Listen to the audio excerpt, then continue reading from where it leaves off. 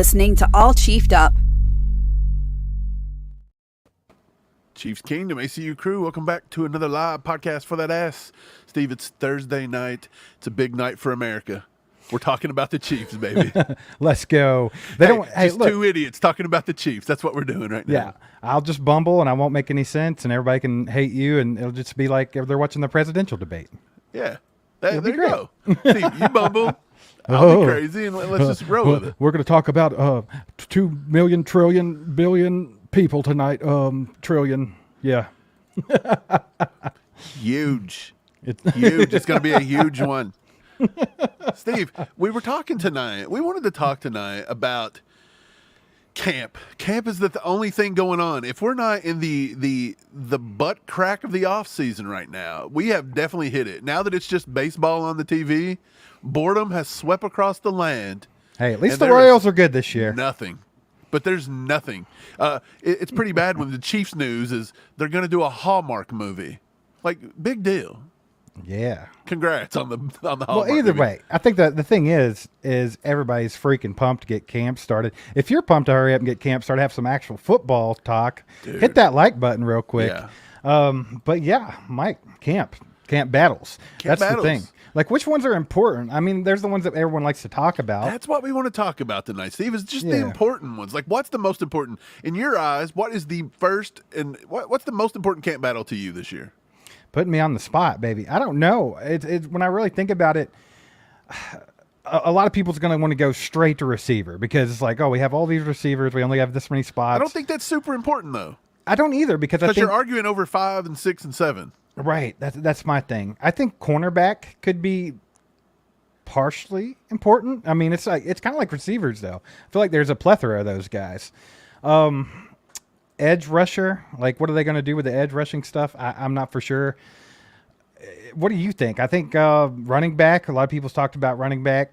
We talked about that a little bit on our last live stream. I'm looking at a specific. I'm not even saying in general, corners, blah, blah, blah. There's specific ones. And I think number one, first and foremost for me, the most important camp battle I want to see is who steps up opposite of George Karlaftis rushing the passer. Can Felix Anudike-Uzomah progress in year 2, start in the absence of Charles Omenihu because we're presuming that he's not going to be back on time. Right. If he is, fine. But we also don't know if he's going to be 100% healthy. You don't want to rush him back. If he's not okay to go, can Felix progress and give us good, reasonable snaps? And again, I know you're going to say, well, we got Mike Dana.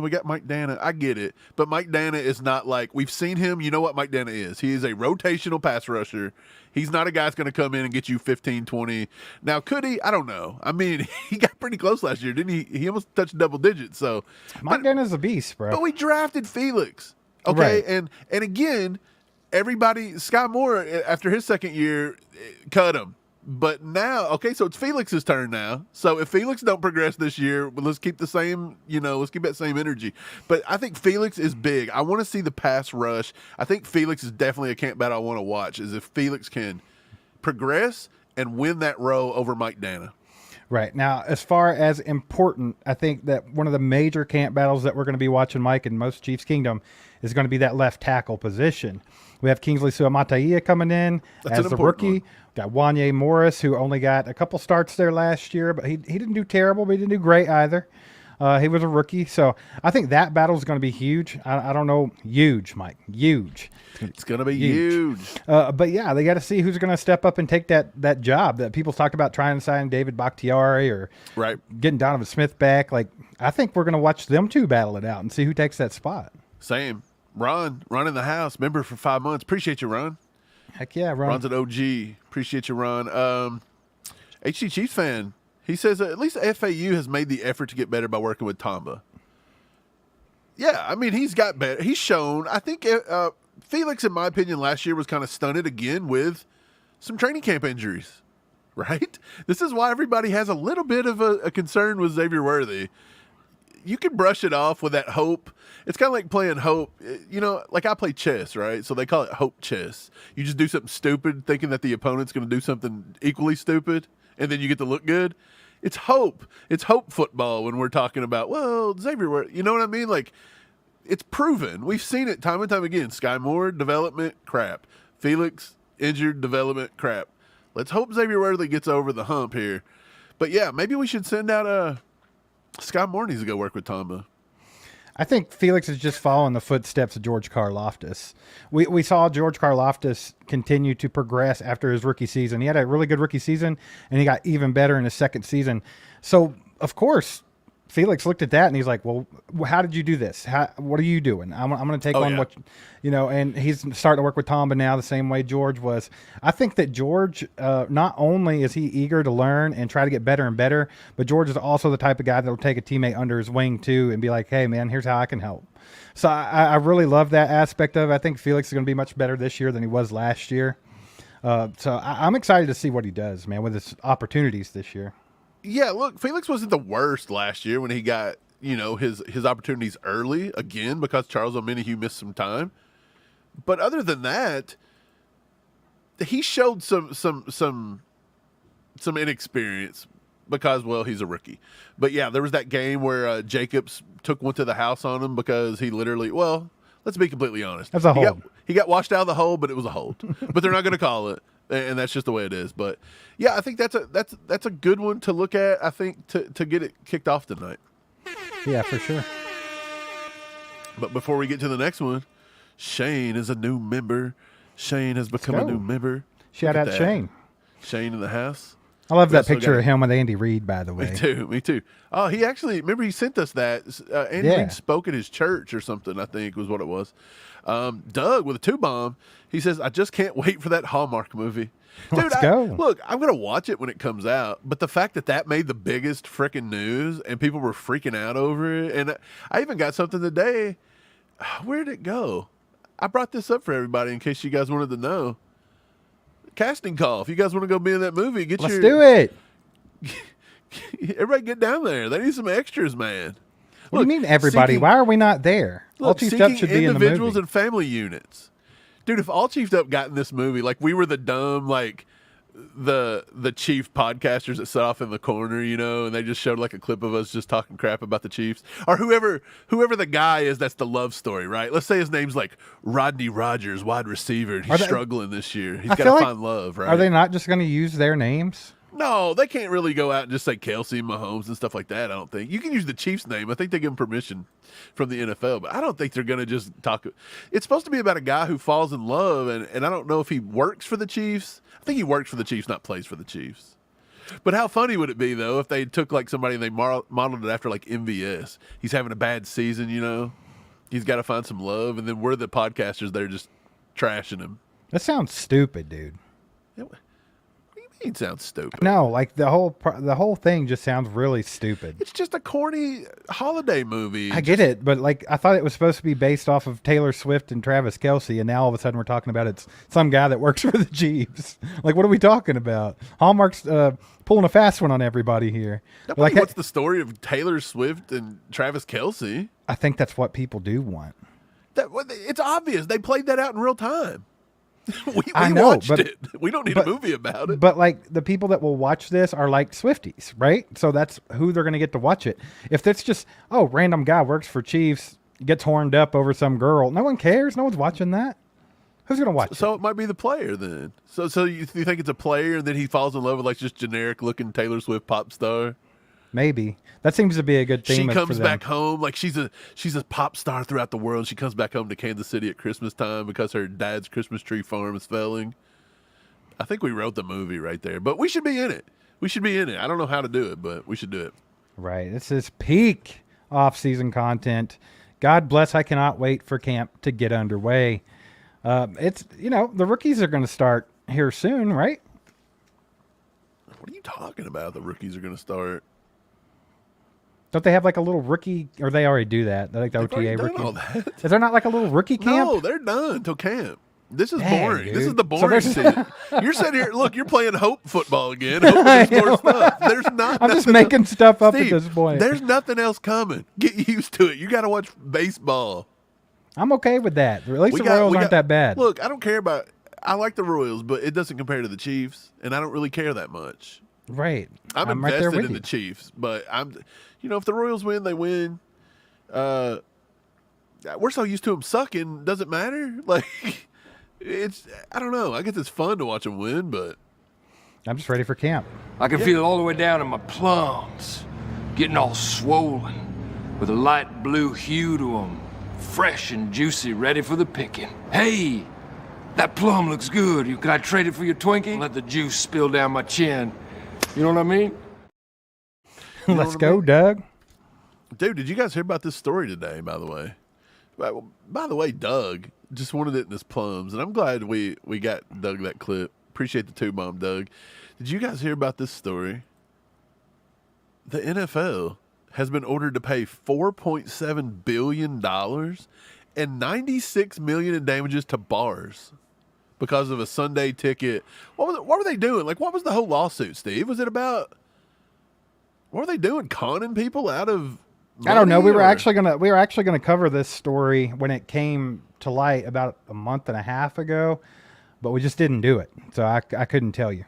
But yeah, it was just kind of, we didn't feel like anybody really cared. But I think, yeah, so people are gonna get some money back. Yeah, so if you did they already sign up people for the class action lawsuit, or can you still go sign up? That's what we need to know. Why? Because are you trying to sign up for it?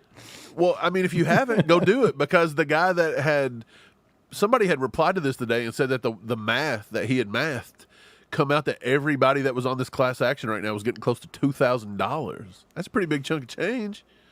Yeah, I saw where Pat McAfee done an episode, or at least a clip of his episode off of it, talking about this lawsuit and how it could change the way you view NFL games going forward in the future. So apparently it can have implications on how they do things going forward. I'm not for sure what exactly was going on, Mike, but it was something to do with the blackout games and this and that. And I don't know if they were doing things on like intentionally to make people pay for the Sunday. I don't know. I don't know for sure. I never really understood the whole. Let's read it. I never really understood the whole blackout things. Like they black out the game outside. Okay, so for example, if the Chiefs are playing. If they're on, like if it's a local game and you can watch it on TV, they black it out on Sunday Ticket. I still don't get it. What do you mean? It's always been that way. They black it out on Sunday Ticket. How's that possible? You can't watch it on the Sunday Ticket. We would never get to watch a Chiefs home game then. Are you saying in the area? It's got to be in your market, Mike. That's what I just said. Yes. So okay, so so it gets blacked out for people in your market. Yes. So you're basically forcing everybody there to watch it locally or go to the game? Is that what the point is? I think so, but either way, hold on. It makes sense. It's just stupid. Yeah, but either way, here's what it says. A jury in U.S. District Court ordered the NFL to pay more than $4.7 billion in damages Thursday after ruling the league violated antitrust laws distributing out-of-market Sunday afternoon games on a premium subscription service. Let's see. Let's see what they say about it. Wait, Nikki says she thinks it might be about a lawsuit that you have to pay for all the games, even those that you do not watch. I've always thought that was kind of funny. Like when we sign up for NFL Ticket, you know, I feel like you should get to pick your team, and then those teams are unlocked. And if you want everybody's, unlock the whole package, right? Since the lawsuit covered 2.4 million residential subscribers and 48,000 businesses in the U.S. who paid for the package of out-of-market games from 2011 through 2022 seasons on DirecTV, the lawsuit claimed that the league broke antitrust laws by selling its package of Sunday games at an inflated price. The subscribers also say the league restricted competition by offering Sunday Ticket only on satellite provider. Daggone. I don't know. I'm glad the lawyers and the judge figured it out. But look, if you can get in on it and you had Sunday Ticket, go sign up. Go get you some money back. And then you can take that money and buy a YouTube subscription so you can watch this year's games. How long is it going to be before the YouTube thing starts and they get sued over something? I mean, maybe that's what McAfee and I were talking about. I didn't watch that, but, you know, if they bust up the Sunday Ticket and they have to do something completely different, it could go to an all-streaming kind of platform thing, like stream by game. Wow, dude. I don't know. There's no telling what's going to go on in the future with that. Everyone's talked about that last year because... Or no, it's this season coming up. I guess there's like 6 different subscriptions that you would have to technically watch all of the games. Yeah, I think you're going to see that more and more and more. Is what I think. Isn't this? I don't know why like the NFL would get in trouble for that though, because technically, doesn't like say WWE have something in place with like Peacock? So if you want to watch certain events, you have to have Peacock. they could do that. You can I think WWE also just made a deal with Netflix for like Raw or something like that. So Yeah, it's going to start soon. So right. So I mean, you can do whatever. I just think that I'm not real sure what this whole lawsuit was about. Don't really care. Yeah, I'm tired of talking about it. Doug, back in the house with the 2 bombs, says, how many touchdowns and yards will Mahomes have? Give us some thoughts. Look, I'll give you some thoughts. I think Mahomes is back over the 5,000-yard mark this year. If I had to put a number on it, I'm going to say 53-ish. He going to break the 50 mark this time? 5, I mean. I said 50, but I think 5,000. So I think he's going to be somewhere around 5,300. And touchdowns, I'm going to go. I'm saying he's going to hit the 50 mark. Does he go 50-50? I mean, he's done it before. I think it was his, second season or something like that where he went nuts, had 50 touchdowns? That was just, I mean, he started off hot. Then he come out and put up like 27 touchdowns against Pittsburgh to kick the season off that year. No, I don't know, man. I think Mahomes could have a really good year. I'd say realistically, you could say 5,000 plus yards and 45 touchdowns. And you'd probably be, that's not out of the question whatsoever. No, I think 4,040 is probably a definite. I think 45 and 45 is easy. You're probably you're probably above 50-50 there. I think 50-50 right there is where it falls 50-50, in my opinion. That's what I would do. I think I'd take the over. 5,050. Would you take the over? I don't know. I don't think I'd take the over. Maybe Andy decides to run the ball more this year. That's tough to do. Ray said that was 2018 that happened. I think he'd definitely get back to those numbers. Because you know how funny it is that we always say maybe Andy will run the ball more this year? No, we don't. You do. We all know better. It's like you're trying to trick us. Remember, like every game, we're like, dude, if Andy would just like run the ball just a little bit more, we wouldn't have any. And then we're like, Pacheco had 4 carries this week. Yeah, well, like the last few seasons, Mahomes' numbers have been lower than you would expect.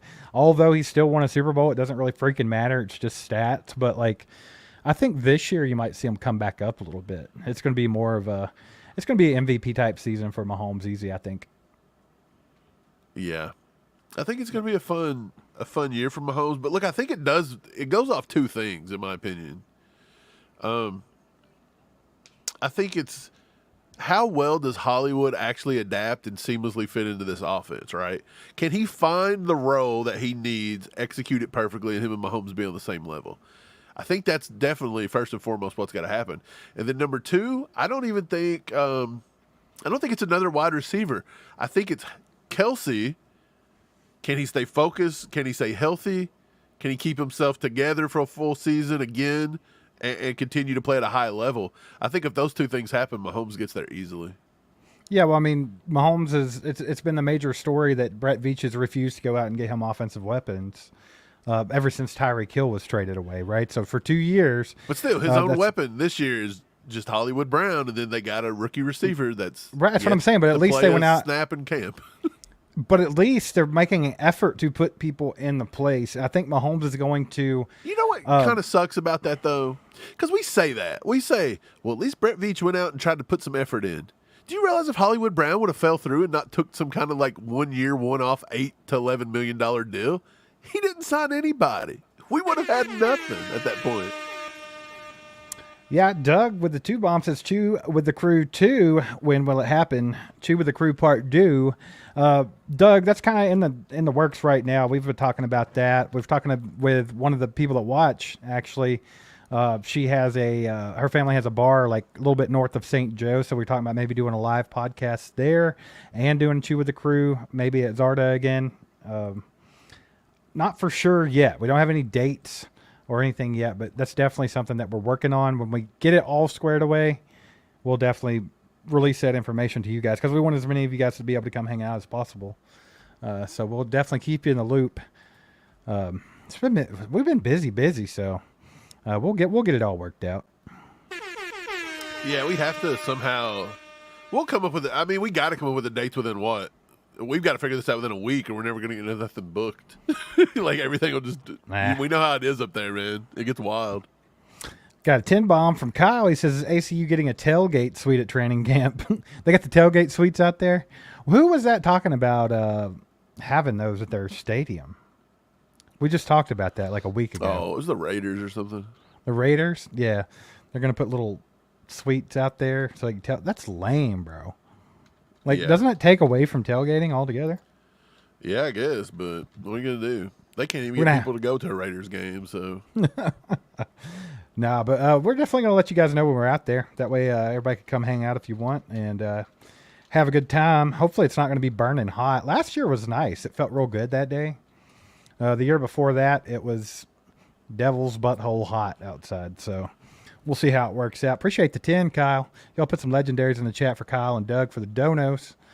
But yeah, man, I'm just excited to get there and start watching some of these battles that we're talking about. So I think I'll go ahead and put a poll up because I want to know what other people think. But so far, Mike, we've mentioned that you think the edge rushing camp battle, I guess, between Felix, Mike Dana, whoever would be competing for that starting spot.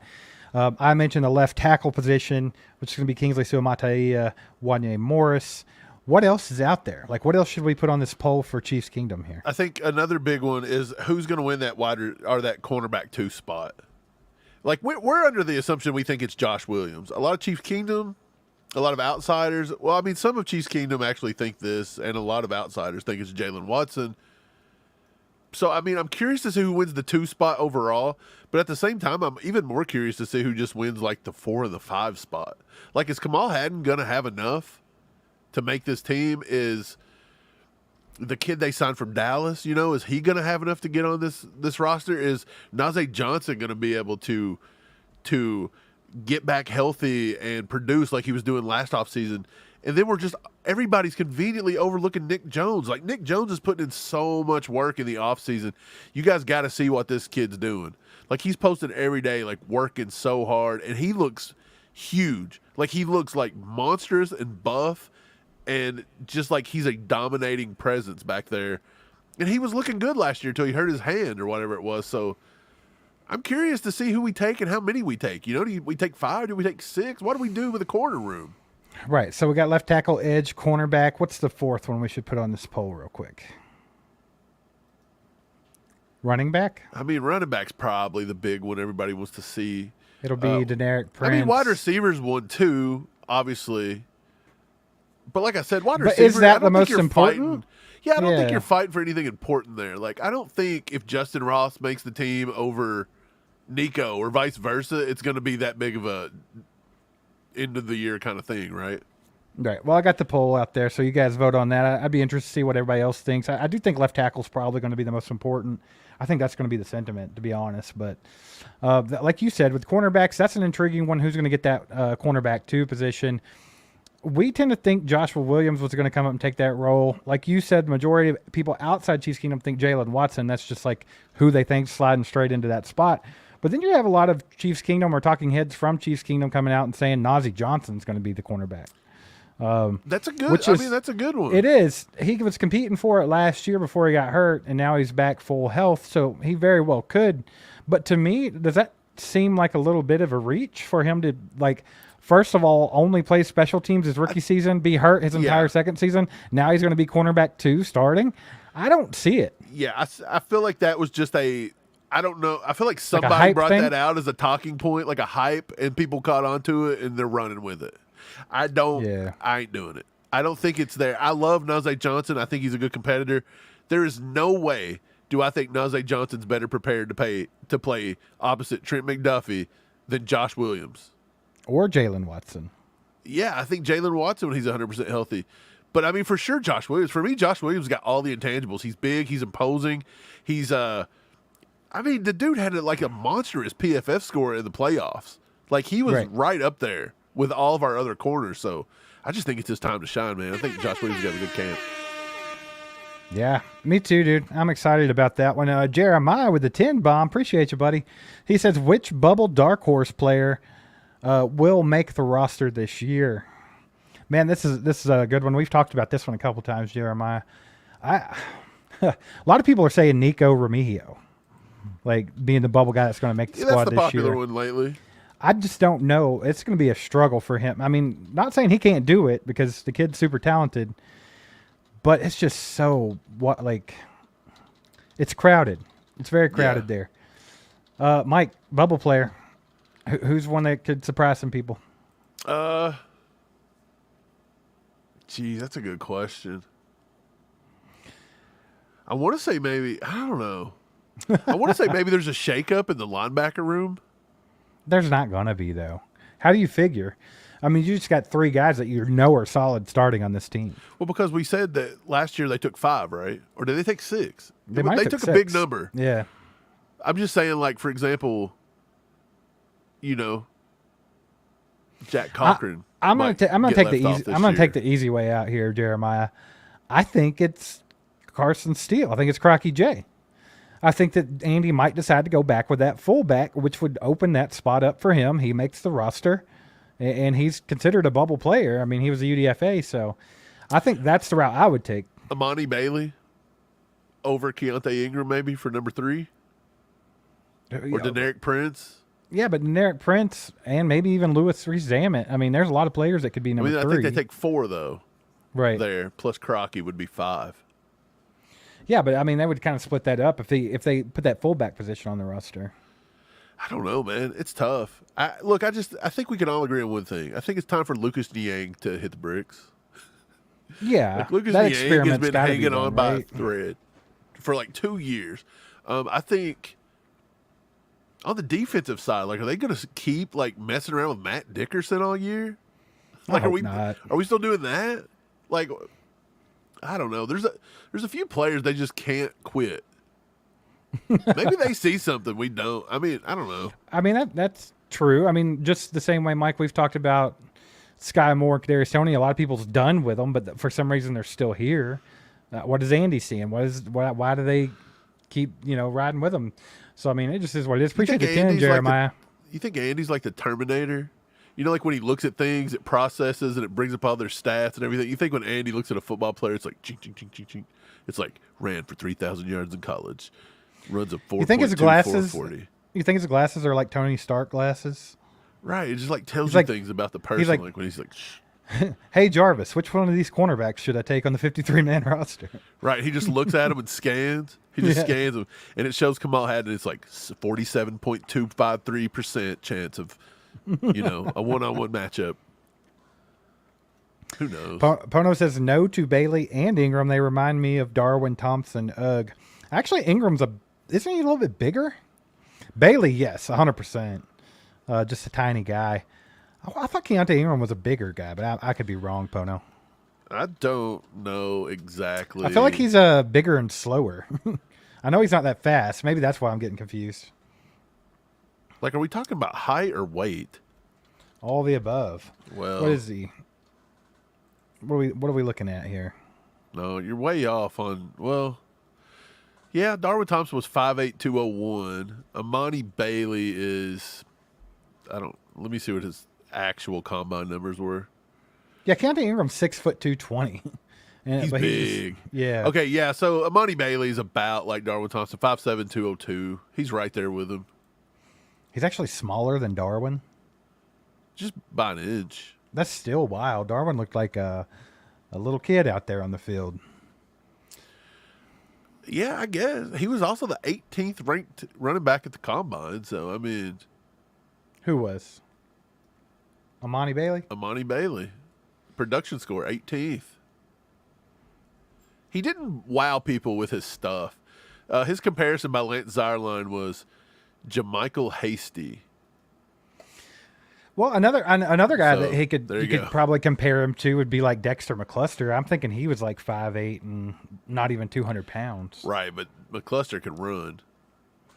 So I guess that would be your difference, maybe. I guess, but I don't. Honestly, I'm with Pono. I don't think either of those will be a factor. Like in my head right now, I'm kind of feeling the running back room. If they do nothing different, I think it's going to end up being Pacheco, Clyde, Deneric Prince, Louis Rees-Zammit. And then they're going to use Rees-Zammit for special teams. And then they might go ahead and do Carson Steele as a fullback. So that's where I'm at with it. Did you know Deneric Prince is only 6'2", 216? He's only 8 pounds more than Amani Bailey and Darwin Thompson, by the way. He's smaller than Keontae Ingram. Right. Yeah, that's kind of crazy.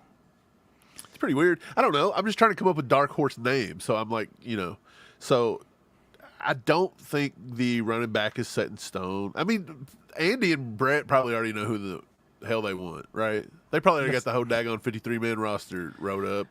I think they do have a pretty good idea, but obviously at camp they're going to let them battle it out a little bit. I think they leave it a little open-ended, but I think they're we saw from last year, Mike, with people like Khalif Hallisey, who definitely was the best player on the field for the Chiefs all through preseason and couldn't even make the roster. Yeah. And now he's a number 2 cornerback in Cleveland. You can't tell me they didn't already have their heart set on the other cornerbacks, because why else would you cut a guy that was playing that well? Yeah, that was crazy. So that's weird to me. So I do think they somewhat kind of have an idea of what they want to do, but I think that you have a slight opportunity in camp to change the narrative. Yeah. I think they stay open. It's not like they already know 100% locked in stone, but I think they have a good idea of what they want to do. It'll be interesting to see what Andy does this year as far as the configuration of the offense. Like, how many receivers is he going to take? Is he only going to take 3 tight ends, take a fullback? Is he going to take 3 running backs or 4 running backs? Like, how are they going to position all this? Because that's going to answer most of your questions. Yeah, I agree. Mike, are you writing a novel? No, I'm just trying to get some stuff done. Are you working on Chiefs a love story for Hallmark? Are you writing the script? Yeah, I'm trying. Just been noveling it out for the last 20 minutes. Sorry. I think they give you a deadline, bro. Yeah, they did actually. That's awesome. Is a dog going to be in it? I heard him get horned up about it. These dogs are horned over everything around here. Just anything to be loud, I live in a perpetual state of everybody just loud. If I could just seclude myself in a cave for like 6 weeks, it'd be great. Yeah, Brenda says too many decisions before the pads come on. It's true. Exactly. It's all projection. But I mean, once again, no, I do feel like they have an idea of what they want to do. Like, I think the pads come on though, and then they see who's going to cut it and who's not. I mean, you want to you want to do a fun little exercise, just take a stab off top of our heads. Who'll be the 25 players they keep on offense? I mean, how about we do that? Why don't we just do? We haven't done a too early 53 man. So why don't we just kind of go by position and see what we come up with? We've done this, I think, with if I'm not mistaken, we did it with the members only, like where we all talked about it and tried to figure it out. But I think right now, if they were, let's just go offense. So right now, Mike, offense, you're looking at Patrick Mahomes, Carson Wentz. I got an idea. What? What's your great idea? Wait a second. Can you see this? We'll do Chief 53 man. Look, we got the quarterback. They're taking Mahomes, and they're taking Wentz, right? Yep. No you more just wanted to type more. You just did this to make it look like you weren't writing the script for the Hallmark movie. I'm not. I did have the WordPad brought up for my script, but... All right, now we're going to go. What else is? Let's go tight ends here. Let's just start there. Okay, that's odd, but we'll do it. No, it's not odd because you got Kelsey, you got Gray, you got Wiley. Are they going to put a fourth on this team? Are they going to keep Irv Smith, who they went out and got? I think Irv. Let's put Irv down as a. We'll put this little thing by him. He may be a cut candidate. Absolutely. Here, let's do running back really quick because it just looks odd. You couldn't handle it. We'll go with Pacheco. Okay, and we're going with Clyde. Clyde, he's definitely on there. Deneric Prince. Prince right now? Yeah. And you think Zamet? Yeah. And Crocky sure. J? So we're going to put a fullback down. Yeah, I think fullback is the way to go there, yep. His name's not even Crocky J, but he is for us. It's his pet's name. So look, 1, 2, 3, 4, 5, 6, 7. And honestly, I still think like this, I don't know why I put that. This and this is still up. Like they're not set in stone on this roster. No, not at all. But that's the whole point of this. So yeah, so all these little like asterisks are not set in stone. Bubble players-ish. Right. So wide receivers, I think it's smart to take Hollywood, obviously. Yeah, Hollywood, Rashee Rice, and Worthy are locks. So right here, this is where you could start arguing. Like, you tend to think that Justin Watson is a lock. I think Justin Watson's on. I just don't see why he wouldn't be. I think Justin in a wide receiver room where there's a lot of instability, he brings you somewhat of a stability. Yeah, I mean, You I don't get buy it. that because that's why Andy and Patrick have kept him around for 2 years now. Right. Well, go ahead and put him in then. Let's put Watson in, and then I think Sky Moore is not going anywhere. There's no way. Woo! I mean, We'll he's put him not- and KT with the asterisks, but I don't think they're asterisks, to be honest. I don't either. I think that's what you're looking at if you're looking at the top 6, and then you got Nico fighting to get in there. You got So- Justin Ross fighting to get in. Yeah, so we'll put Nico and Ross down, but that's gonna be too much for the 53, so we're gonna have to pull that back. Right. That's where we'll get back to, though. Yeah. I think those are the ones up in the air. Like, that's what I was talking about earlier. I feel like this is the type of thing that they'll be looking at in camp. Obviously, can Nico edge out Kadarius Toney or Sky Moore? That's going to be tough. All right, offensive line, Sumatai, Wanye. You're going to have Tooney, Creed, Trey. Who's our right tackle? Jawan Taylor. Who's our right tackle? And then you got, you think Caliendo makes the team? Caliendo's right there for me, to be honest. I think he's probably... Put him on there, put the asterisk. And then we got Prince Tega-Wanoga. Prince Tega's not on this roster, is he? I don't know. I feel No, like... he's not, dude. No, is he gone? Yeah. So that leaves Lucas Nyang then. We're not doing the Lucas Niang experiment anymore. Well, we got to keep going then. Who else we got? I think they're going to... Okay, let me see. Mike Caliendo, I think, probably gets on. Ethan Driscoll they brought in, but Right. I don't Hunter think Ethan Norzad. Driscoll's there. Yeah, I think that you got to keep Hunter. You're going to keep Right. Hunter, I do believe. And then C.J. Hansen. Yep, so Hansen and Norzad. And then, let's see, it's 1, 2, 3, 4, 5, 6, 7, 8, 9. I mean, they could keep 9. They could go 10. Chu is going to have a automatic spot on an exempt spot. Right. So they're not going to take Chu more than likely. Chewbacca Godric. Chewbacca. Griffin McDowell is probably not going to make it, coming out of Tennessee, Chattanooga. Sorry. Yeah, you've still got Lucas Niang has got to be, he's like that swing guy that just won't go away. Let's see here. Let's see the tackles. Are we missing any of them? You said Driscoll, right? Yeah, there's a kid from Villanova, though, that they picked up. A guard, I think. What's his name? Torres or something like that? Yeah, I Nick think Torres. he might be the only other one we haven't talked about. So, did they there's- just take 9? They have another guard, McCade Matar, however you say his name, from Oklahoma. I think we just take 9. I think the way it looks right now, it looks good. I'm getting rid of...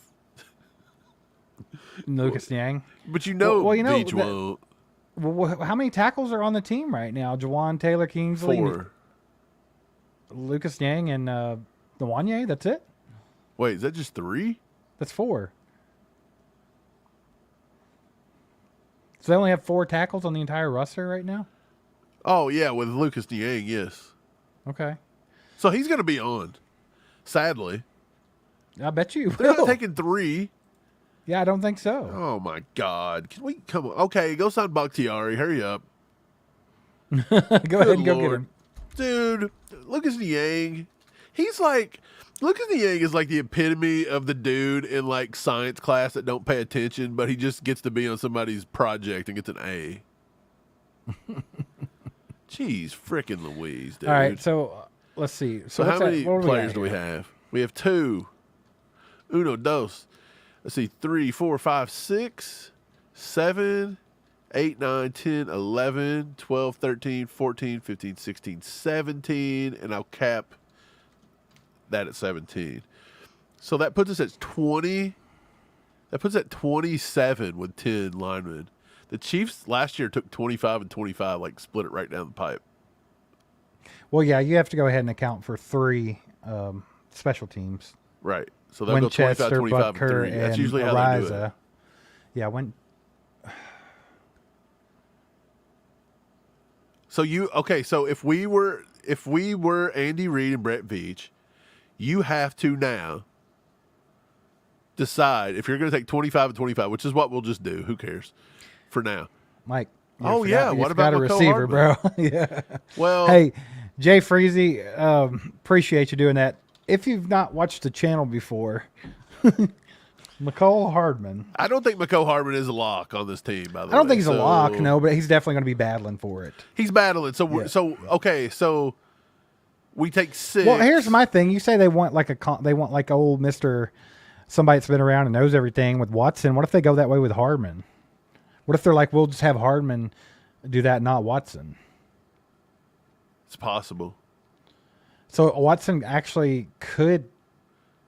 I think Watson's not a lock. If you take no, I don't think he's either. Put an asterisk by him too. Watson, I think the only three that's locks. I Top don't 3. know. I almost think Watson might be a lock. This is gonna get crazy, dude. So look, in our situation, I would chop Irv Smith. I mean, I just would. Yeah, me too. I don't think what's necessary, especially if you decide to go with the fullback. You don't need 4 tight ends. Right. I think I chop Irv Smith off the planet. Absolutely. Okay, so that now the running back room look okay. I mean, it has to. If you're going to take Crocky J, you had to lose Irv. Yeah, I agree. I think that's kind of where I was leaning anyway. Everybody that thinks these two are just completely off the team without even going to camp is just blowing my mind. They're both like they're literally playing for like hot dogs. Right. Mike, we got 2 bomb from Doug. He says, who's Let's the go. new defensive lineman out of Montana? Alex Gubner. Hello, Gubna. Hello, Gubner. Yeah, we had a whole entire segment on one of our last. I don't remember what episode it was, but we did a whole 5-minute story on him. So, other than that, I don't really remember much about him. No, He just played at Montana. he's going to come in and compete. I'll tell you that. He's definitely hungry. He wants to show what he could do. So, I think it'll be a good camp body. It'll be. I mean, as far as defensive tackle goes, we're not the deepest team there. We signed back Derek Noddy. You got Turk Wharton, both of which have had their injuries in their time. Then you're looking at Neil Farrell. Bugs is gone now.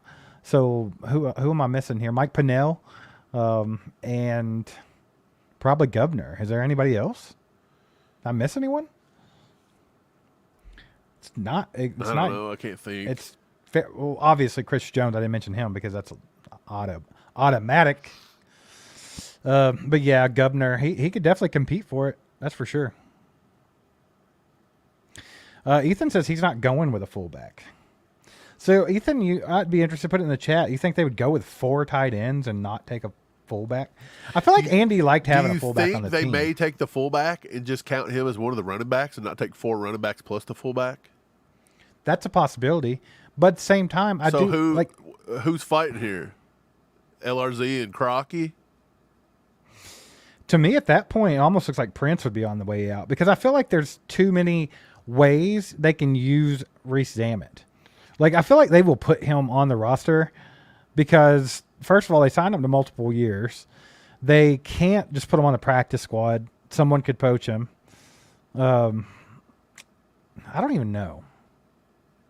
I feel like they might just leave him on there for special team purposes. So where would you slide him in at? A 7th wide receiver or a 4th running back? Don't matter. He's just on the team. Yeah, but I feel like it's mainly for special teams. So our big thing is Lucas Niang going to make the team? Is Caliendo going to make the team? Harley says there's no way that they're keeping Louis Reese-Zammit. I mean, if you're really objectively looking at who's the best football players, is Louis Reese-Zammit better than 20 the other players they're going to cut at football? I don't think you can say yes. No. I don't think you can say yes. A guy that just picked up a football 6 months ago. Love Louis Reese-Zammit. But I don't know how in the world you can tell me that a guy's been playing his entire life, training, going to high school, going to college, and doing all that, and then tell me that he's... Harley's getting a little horned up. He says, unbelievable y'all think an MF who's never played a snap of football, period, is going to make the team. Well, I don't think they went and signed him for fun, so they must think that he can do something. I think it's going to be like a little toy for Dave Tobe, man. That's really what I think they're going to Yeah, do. I think with when it. you're hearing about the new special teams rules, that's where it's coming in at. Yeah. And obviously, they signed him, they liked him, they wanted to see what he could do, and they did not designate him the international player. Right. They gave him a 3-year contract, though. I mean, that's Doesn't another thing matter. to think about. Look, all international players sign for 3 years, and they all sign for the exact amount of money. Go look up Chew Goddard. He signed for the same amount. So, yeah, I thought that was a thing at first. It's not. They could cut him just as fast as anybody. They could take him to the practice squad, I guess, too. But there was like 4 or 5 other teams interested in Zamet. Like, I'm sure they may throw something out. They see something there. I think they can mold him into something. Got a 2-bomb from Jared. He says LRZ is definitely going to be used for pass pro. That's another thing. I think they could use him for that. So I don't know. It really just depends on how things play out throughout camp. Isn't this just the exact? This is the exact conversation they're having in the Chiefs behind closed doors. They do it just like this, right? So the same way we're all like, "Hey, is Zamet going to make the team?" Like this is the conversation. Like this is what they're trying to figure out. Right now, wouldn't this be the conversation if you're talking about a 4th running back position, and you're talking Deneric Prince, Louis Reese-Zamet, Amani Bailey, Keontae Ingram, Carson, let's not go fullback with Carson, but then you're looking at, well, what makes more sense? Do you want Prince and Louis Reese-Zamet, or do you want Prince and someone that's not going to offer you near as many things as Louis Reese-Zamet? Because I think like Louis Reese-Zamet's going to be like a little Swiss Army knife. We can use him on the kickoffs. We can use him on kick returns. You can use him as a slot receiver. You can use him as a pass protector. The only thing you may not feel comfortable about Louis Reese-Zamet is if you have to have him take the load 20 times a game. But in my opinion, that's not what a 4th running back's going to do. No, but I'm just saying, if Pacheco gets injured and Clyde's always injured, what if you get in that situation? I mean, I guess you can always keep picking up from the practice squad, this and that. And he's also one of those coaches, too, like if he has to throw the ball and run the ball 4 times, he'll do it. Right, but I just think that Louis Reese-Zamet has a lot of different avenues to make the team. Yeah, agreed. And it's another thing, like you said, he's probably not as good of a football player as most of the guys that aren't going to make this team because he has not played football. Right. But obviously he has the tools and the potential, or he wouldn't even be there. Like they see something. Yep. Appreciate the 2, Jared, for real. Doug says there's so many great players on this team, man. It's a fantastic problem to have. Absolutely. Yeah, I think. Well, how would you put together your 53 if this was us? So you're taking all 4 running backs then. That's how you're doing it. Harley, you don't horn down on all chiefed up, baby. You horn up. Stay horned. Yeah. Blue chew it really quick. So, Steve, are you taking all 4 running backs then? You're just there. To me, it makes sense right now. And you're taking the fullback. This is you putting together the team right now. Yeah, to me, this makes the most sense, and I'll explain real quick. Obviously, Pacheco's your RB1, going to get the bulk of the carries. CEH is going to be your 3rd down, change of pace, receiving back. Then you're going to have Deneric Prince, who's mainly going to be around just in case of injury to either of the other 2 guys. Louis Reese-Zamet, you're kind of putting him on the roster just because he's so endless possibilities, mainly special teams. That's just where you slate him in, is in the running back position. And then you have Crocky J as a fullback. I think you get that fullback back in Andy Reid's offense. I do think he missed that. I really do. I think that they can use him on 3rd and short situations. I think they can use him in the passing game. I think Andy missed having a fullback, so I think they might go back to it. Okay, so we're convinced that you're only taking 6 wide. So who's our 6 wide? I think that's the big one. Like, I think you're looking at it right there. The only one I don't know about Hardman and Watson. I feel like that might be. Now it's funny because Dave Tobe said the person battling for the 6th spot was Nico and McCole,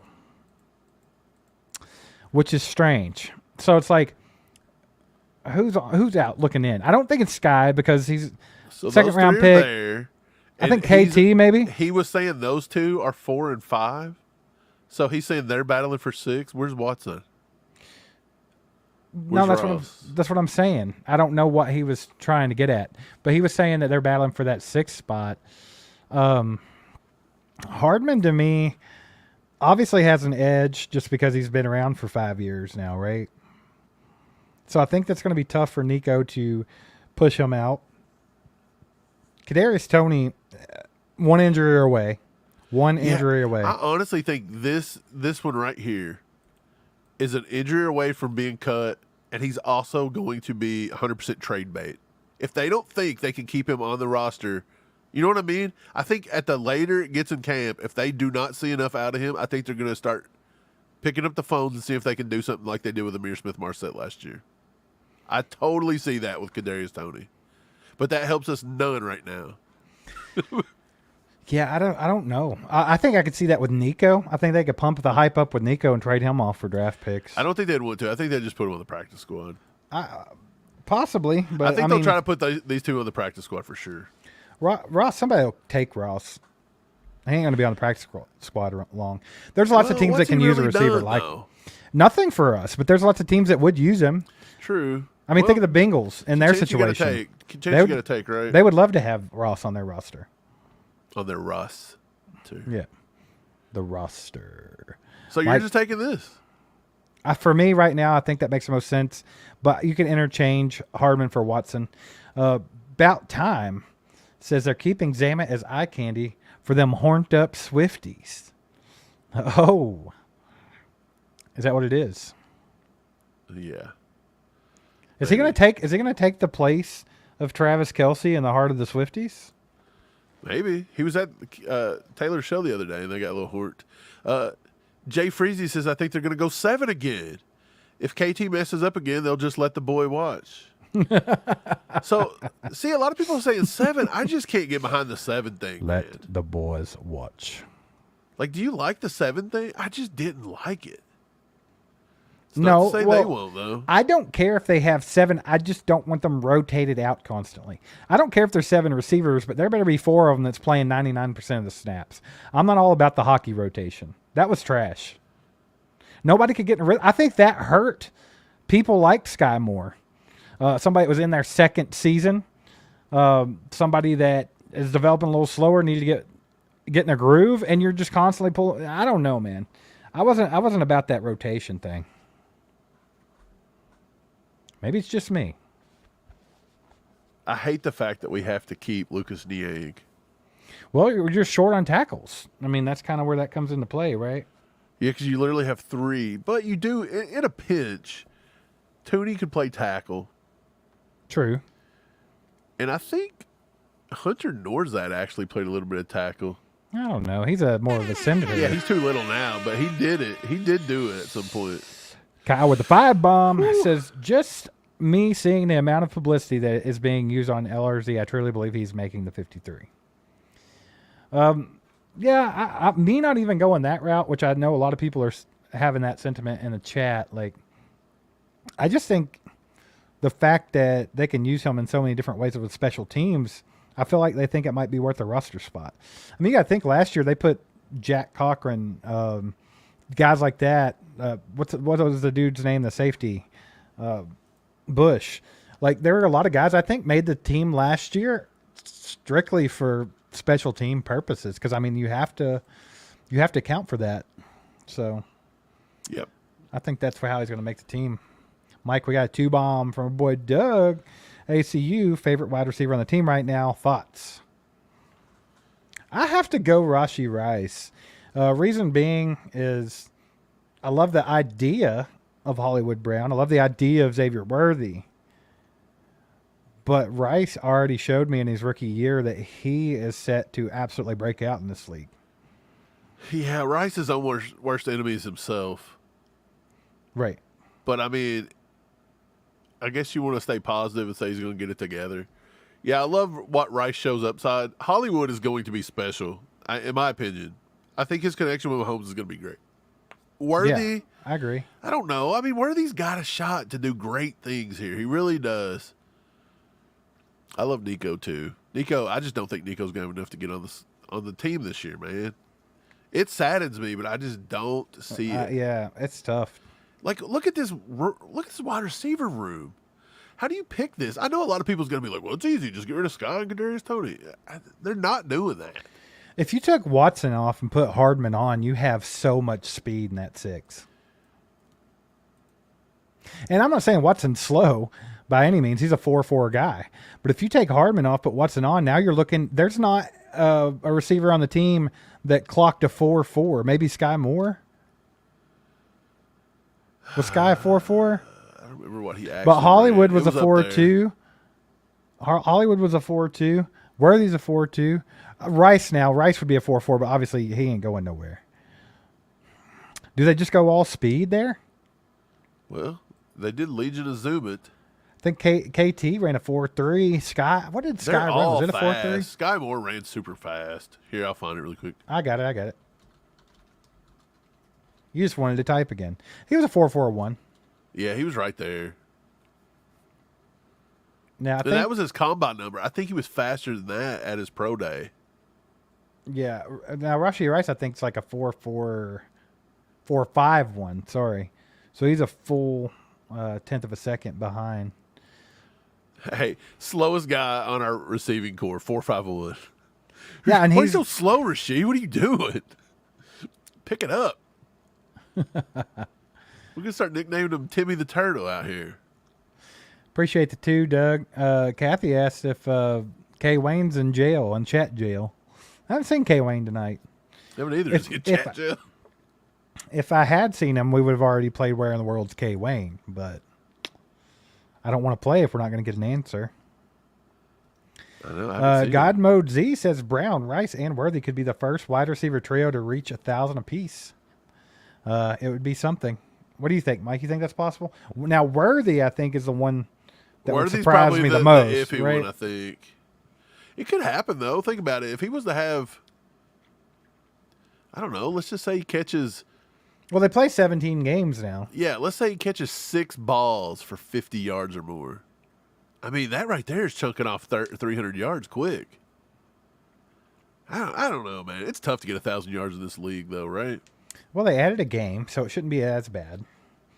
I'm thinking Xavier Worthy would have a spectacular rookie season if he's somewhere around the 700 or 800 yard mark, kind of like Rashee Rice was. So it'll be tough. Now, is it possible? Do you know you only Yes. have to average 59 receiving yards a game to get 1,000 yard season? Yeah, see, that shouldn't be that bad. That should not be hard, right? You would think. Isn't it wild that Kelsey didn't hit that last year? Yeah, well, he missed a game, bro. Yeah. Against Detroit. I'm convinced he would have had. How many did he need? How many did he fall short of? 17 yards. Remember, he didn't play the last game, and everybody's like, why didn't he? Oh, yeah. So he essentially missed 2 games and only missed about 17 yards. He broke his streak just by not suiting up for the last game, That's which funny. is wild. Why did he just do it? I don't know. That's stupid. I would have done it. Steve, you selfish. Bad call by Kels. Two bomb from Doug says, I'm hoping for the best for Sky and Nico. Same. There's no one on the team I'm rooting against as far as receivers go.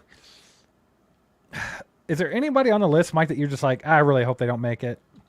Like, is there somebody out of this? You already know who it is. I said receiver. Look, I'm just going to make it really big. There he is. I said Out receiver. the receiver, one guy that I hope does not make it? No. Yeah, there's nobody I'm really rooting against. There's nobody on here I absolutely do not like. Like, my thing, like, everybody knows how I feel about McCole Hardman. But it's like, Steve, if he you don't like Justin Watson either too much. Like, you call him mid. He is. He's the definition of. That's true.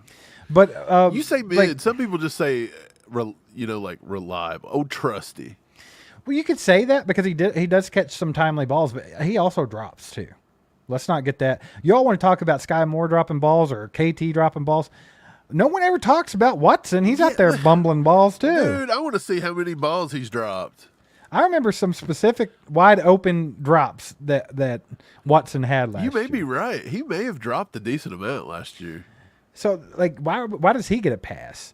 But, like, my thing with Hardman is like, I just know what Hardman is. Like, we 100% know. There's no ceiling there. He's hit it. His first 2 years of football. How many drops you think he had last year? At least 2, if not 2 that I know of. If I had to guess, I'd say 3. Let's go 3. He had 4. Okay. Scott Moore had 1 drop last year. Right, and then you got And people, everybody's saying and you got people like Daddy Bars out here saying Pop has better hands than Sky. Why do people think Sky Moore don't have hands? Is it because of the punt? He's dropped 1 ball last year, It's and gotta Justin be- Watson dropped 4. It's got to be the punt return. If I'm thing. not mistaken, Sky Moore might have the least amount of drops of any wide receiver on our team. Like, Kelsey dropped more balls last year. Granted, now Yeah, they're going to say the target rate. But I don't know. It's got to be a Kelsey dropped misconception. 6 balls. Of course, he did have 117 targets. So, let me see. I'm going to get. Let's just get his percentage. Get that percentage. Now go get Sky Moore's too. Like how many snaps? Go by. Are you going by snaps or are you going Kelsey by? drops just by attempts? targets. Okay, targets. Kelsey drops 5% of his targets.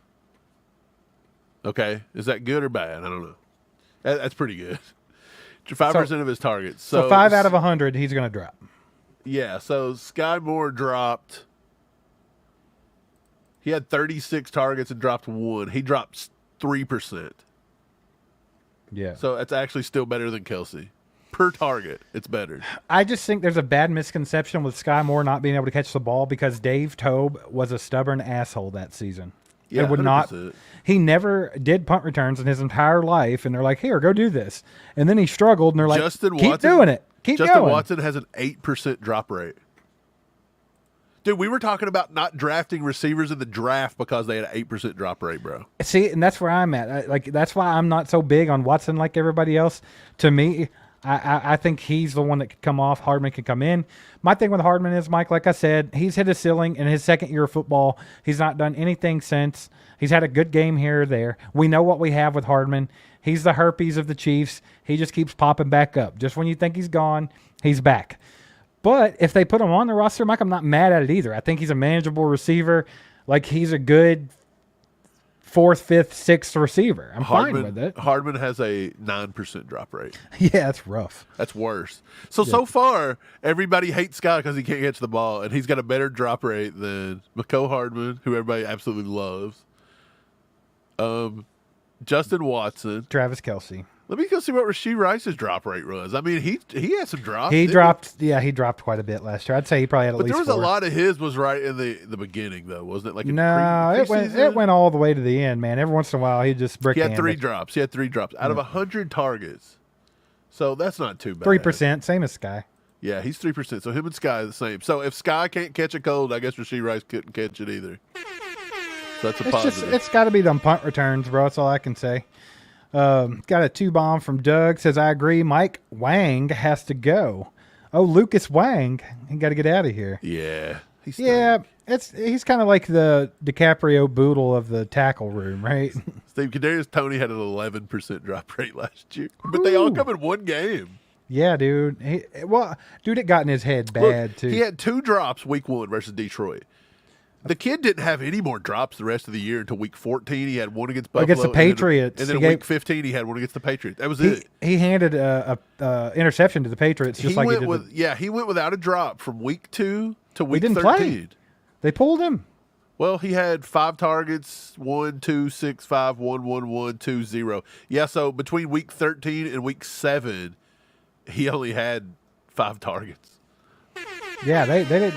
Gave him to him sparingly. They put a shutdown on him, didn't they? Rob Miller with the 10-bomb. Appreciate you, Rob. Says, Florio's such a clown. Oh, glory hole, saying that Mahomes is going to retire sooner rather than later. Glory hole is always looking for a story about Patrick Mahomes and the Chiefs.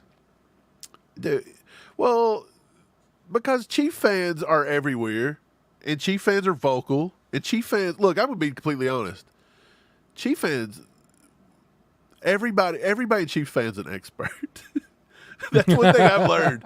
Everybody in Chiefs Kingdom's a flat out freaking expert, dude. Yeah. Like, dude, everybody's just got the answers. We all got them. But look, Florio knows that. He ain't stupid. So he just comes out with crap that keeps Chief fans talking about him, right?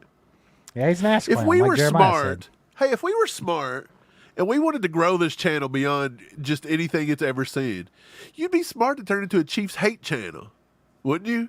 Just get on here and dog them all the time. You'd have everybody in the world love it, except for Chiefs fans. Well, isn't that how Will Compton made Bussin' with the Boys popular? He's literally always just making bad takes about the Chiefs. And then he has Kelsey on the show for the highest rating.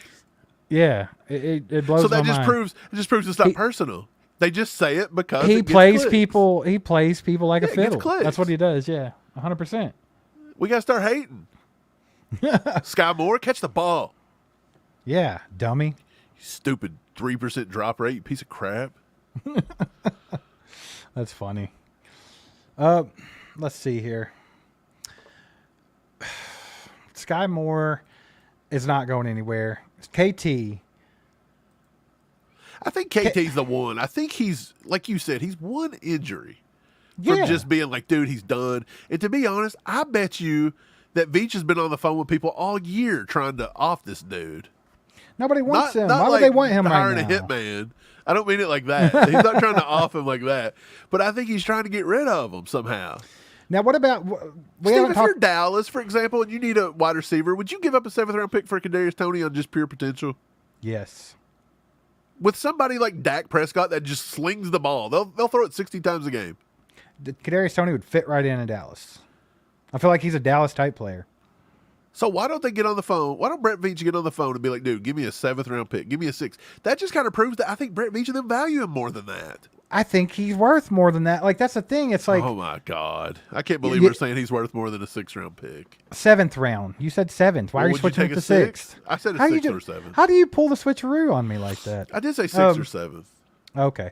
Well, I heard 7th, but so a 7th round pick, like to me, a 7th round pick is a prayer anyway. Like you hope you hit, like Isaiah. Veach hits him though, don't he? You rarely are going to find an Isaiah Pacheco hanging around the 7th round. That was absurd. But like with Kadarius Toney, I think everybody in this chat can agree with me. As much as you even dislike him right now, or as bad of a year he had last year, Kadarius Toney's ceiling, like what he could be as a football player, is huge, like through the roof. Like, don't you think that trying to see if he can get that together is more valuable than random 7th round player? Yeah. Yeah, I mean, it all depends on if you have any faith, and I know everybody's kind of dwindled out of faith for Kadarius. Yeah, but I think that's the difference. But look, if Kadarius hadn't started the year sucking it versus Detroit, right? If I don't he think it would hadn't be have- as bad, right? If he hadn't have dropped that one and then just, even if he would have dropped the second one, if he hadn't have popped it straight up in the air for the interception, did they return it for 7? I don't know if they returned the ball. Who? The Kadarius one. The one that they picked. The Did Lions? they return that one? Yes, Yeah. absolutely. So they Handed him picked 7 6 points. it. Yeah. Yeah, see, if they don't pick 6 that, maybe if they don't even pick that ball off and it just would have went down as a second drop, I don't know if it would if he would have heard the backlash as much, right? Well, I think a lot of things snowballed from that one game. Yeah. Because I don't think... Don't I forget think the that, toe over the line. that one game got in Kadarius Toney's head and made him ass all year. Dude, because he just don't- couldn't get out of his... Don't forget the toe over the line thing, bro. That was- Against yeah, that- Buffalo. Petty. Yeah, people Petty. will say, "Hey, it was real. He was a foot over the line. He was not. Petty. He was literally like a toenail."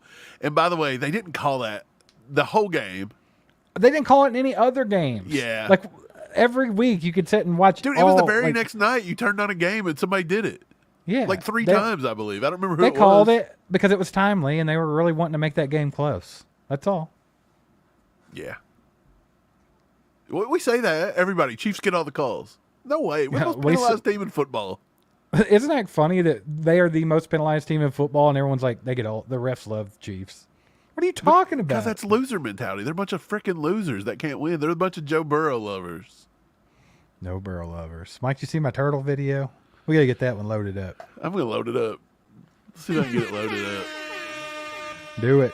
We got another 2-bomb from Doug. Doug tearing it up tonight. Mike, Doug's probably our top donor right now. You might want to count that up and get that at the bottom of the screen. It's That already way- been going. Okay, there we go.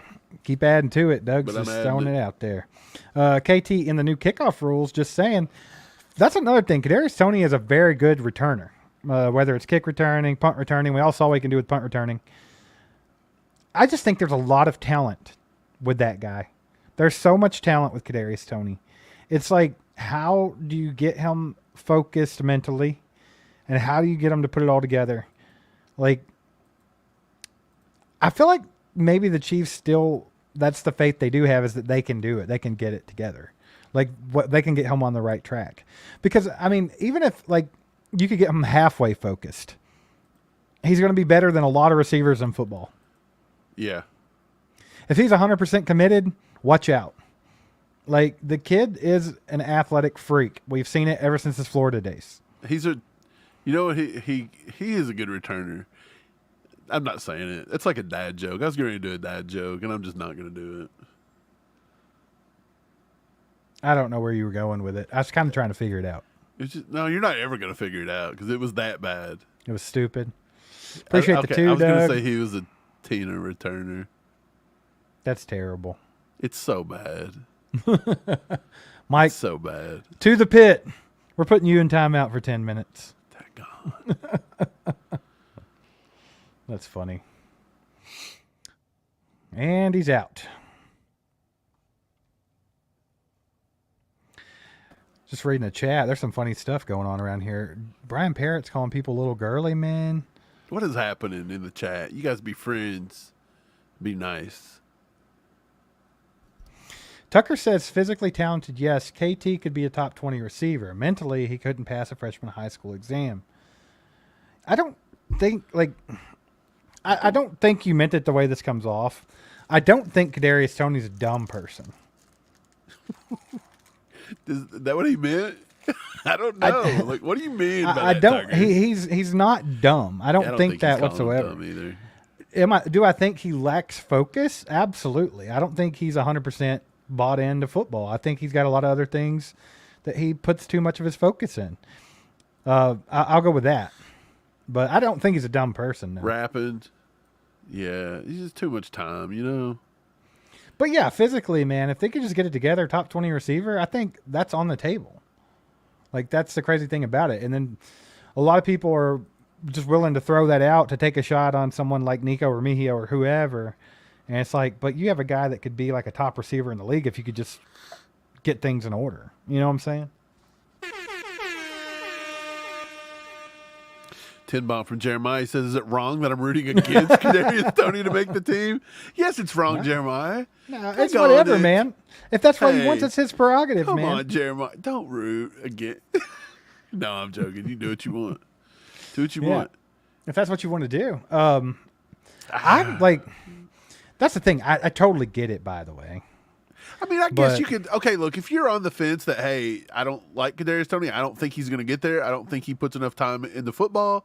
I think he was an a-hole last year when he was calling out the Chiefs. I don't like him. I don't want him here. I don't know why Brett Veach has him. Then, yeah, you can do that. But you know what? The things that he was saying was very cryptic. Do you think he was really like calling the Chiefs out? Could he have still been fighting with the Giants? Because that was his MO. He couldn't get over the Giants thing.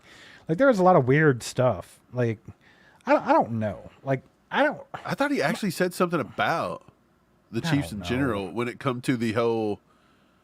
Him not they being said hurt, he was a healthy scratch or something, and yeah, I he was don't trying remember, to say he wasn't injured or something. I don't know.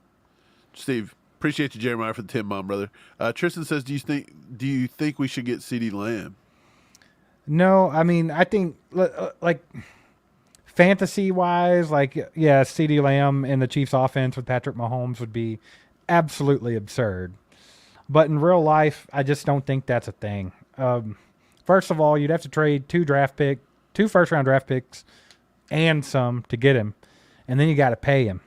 And he's going to want a lot of money. He's going to be right there behind Jefferson and Chase. I just don't see how it's possible for the Chiefs. The fact that they're able to win with... Look, I don't have a problem giving up the draft picks. The Chiefs are picking dead last anyways. We're going to the Super Bowl. That's what I'm saying. They have to give up a lot because even the two first-round draft picks, people know they're going to be 30-plus. Right. So more than likely you're going to need 2, maybe even 3. But how do you pay him? Dallas is greedy too. How do you pay him? I think there's a way to do it. I really do. Look, there has to be. How do the Eagles keep getting away with pulling out super? There's ways to do this, man. Brett Veach he does not tend to take those routes that your Eagles franchise is taking stuff. He tends to do it differently. He does it with backloaded contracts. He does it with 1-year deals. Brett Veach is way more conservative than they are. Yeah, and Roseman and all them always do it with like dead money for years and years down the road. And I mean, at some point, doesn't that catch up with you? Yeah, why are you risking your team, 5 years down the road over a guy? I just don't think that's the way Brett Veach is ever going to do things. Like, could you imagine CeeDee Lamb on this team, dude? What this offense? It would be nasty. Especially a year with Hollywood. Good night. You know what's funny? I think like the people that are like pulling for KT a little bit and the people that say they're not are kind of have the same sentiment. It is a funny thing. Like Bam, he's like, I really think KT could pop off if he'd get out of his own way. Yeah, I think everybody sees it. And then you have Jeremiah who said, well, he needs to pull his head out of his ass and play some ball. And I think it's the exact same sentiment. It's just said in a different way. Like, I think that's the way everybody thinks it. I'm sure Brett Veach and Andy Reid's right there with us. I would guarantee you that they think the same way we all do here in the ACU crew and Chiefs Kingdom. There's no doubt. They're probably like, this dude's got to get out of his own damn way, play ball, man. It's Could like you the imagine, potential's unreal. Could you imagine all the coaches' group chat? They're probably like, KT, daggone it. Wish he'd get his head out of his ass. Did y'all catch his new rap song? Spags is like, yeah, I was bumping that down I-70. It was cheeks, bro. I don't know, man. This is what the offseason's for, isn't it? Just sit around and be critics. Let's just all be critics right now. It's not really being critics. It's just like, well, not for KT in general, but I mean, look, this goes into the whole point of the episode. These important camp battles. But why are they important? And I'm going to tell you why they're important. This is why I think Felix is an important camp battle. This is why I think finding cornerback 2 through 6 is important. This is why that left tackle spot's so important. This is why the running backs are so important. If the Chiefs want to continue to win, everybody has to up their game. So I just want these camp battles. I want everybody to bring their A game, and I want the best guy to win. I don't want anybody to win this by default. Like, this is a good roster. And if you can continue to make it great because of the competition level, which I think is what Brett Veach has done, he's brought in a ton of competition level. Yeah. That's why these are important camp battles. Like, competition at corner will make the cream rise to the top, and you will find a L'Jarius Sneed replacement. Like, will it be 1-for-1 this season? Maybe not. But it will happen eventually. Will Kingsley and Wanye battle it out together? And somebody will... Yes, one of them two are going to turn into a good left tackle before it's said and done, in my opinion. And I said this before, Mike, season, but it's going to happen soon. I said this in a video, like one of our videos the other day, but I think in a few years you might be looking at Kingsley on the left side, Wanye on the right. Yeah, that's very possible. They could be... Well, I think Wanye has turned into what Lucas Niang has been for the last few years, like that Swiss Army knife, that swing tackle. That's what Prince Tega Winogo was.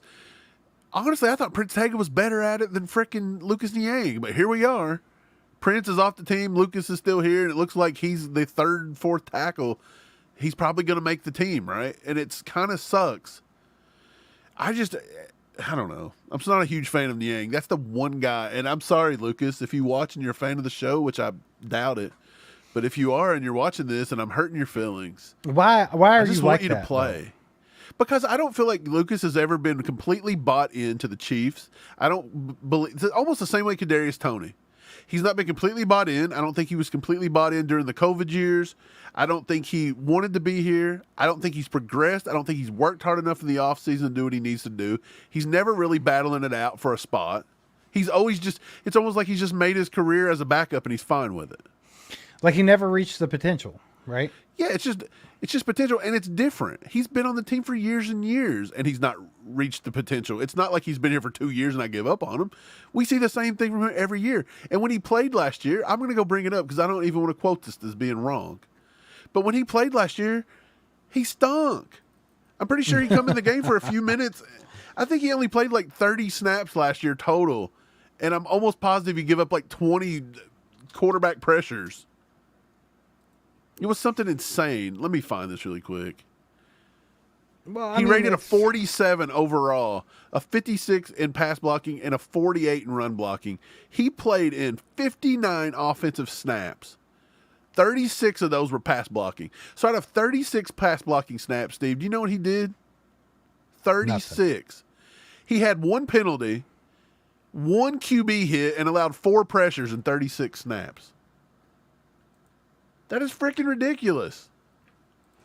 Yeah. Well, I mean, that's the way it is with a lot of people's out on Sky Moore. They feel like he hasn't hit his potential yet, so that's why people don't like Sky Moore. That's why you're kind of out on Lucas Niang, but he's been around longer. And then, like, that's my whole thing with like McCole Hardman. I always try to figure out how he gets a pass, and the reason why I say that, I know he produced early. His rookie season, his second season and maybe a little bit of his third season, he was contributing. But since then, he's not. Like, by contributing, yes, he did make 2 catches in the Super Bowl. Oh, you're talking about McCole. Okay. Yeah. But, like, he has not contributed since halfway through his third year of football, but we keep re-signing him, and people keep giving him a pass, and people like him. They want him on the team. Like, I don't know. I guess that's why I get it, but, dude, Niang literally played 59 snaps, and it was his direct result that he blew up the play with a QB pressure or a penalty. 9% of the plays he played in. So almost 10% of the plays, 1 out of every 10 plays, Lucas Niang's going to screw it up. Yeah, no, I'm right there with you, man. I'm not arguing. That is ridiculous, man. I think the chat knows that too. We're right there with you. Look, the chat knows how we feel about Lucas Niang. Yeah. If you guys could, do us a favor real quick. Hit that like button. It just takes a second. Go do that real quick. If you're new to the channel and you haven't subscribed yet, please go hit the subscribe button. Hang out with us more often. We're trying to get to that 30K mark as quickly as possible. We're almost there, and then we'll see what the next goal for the channel is. But appreciate you guys helping us grow and continue to do this and just have fun talking about the Chiefs. It's always a good time. Mike, let's check out the poll. Yeah, we had a poll up.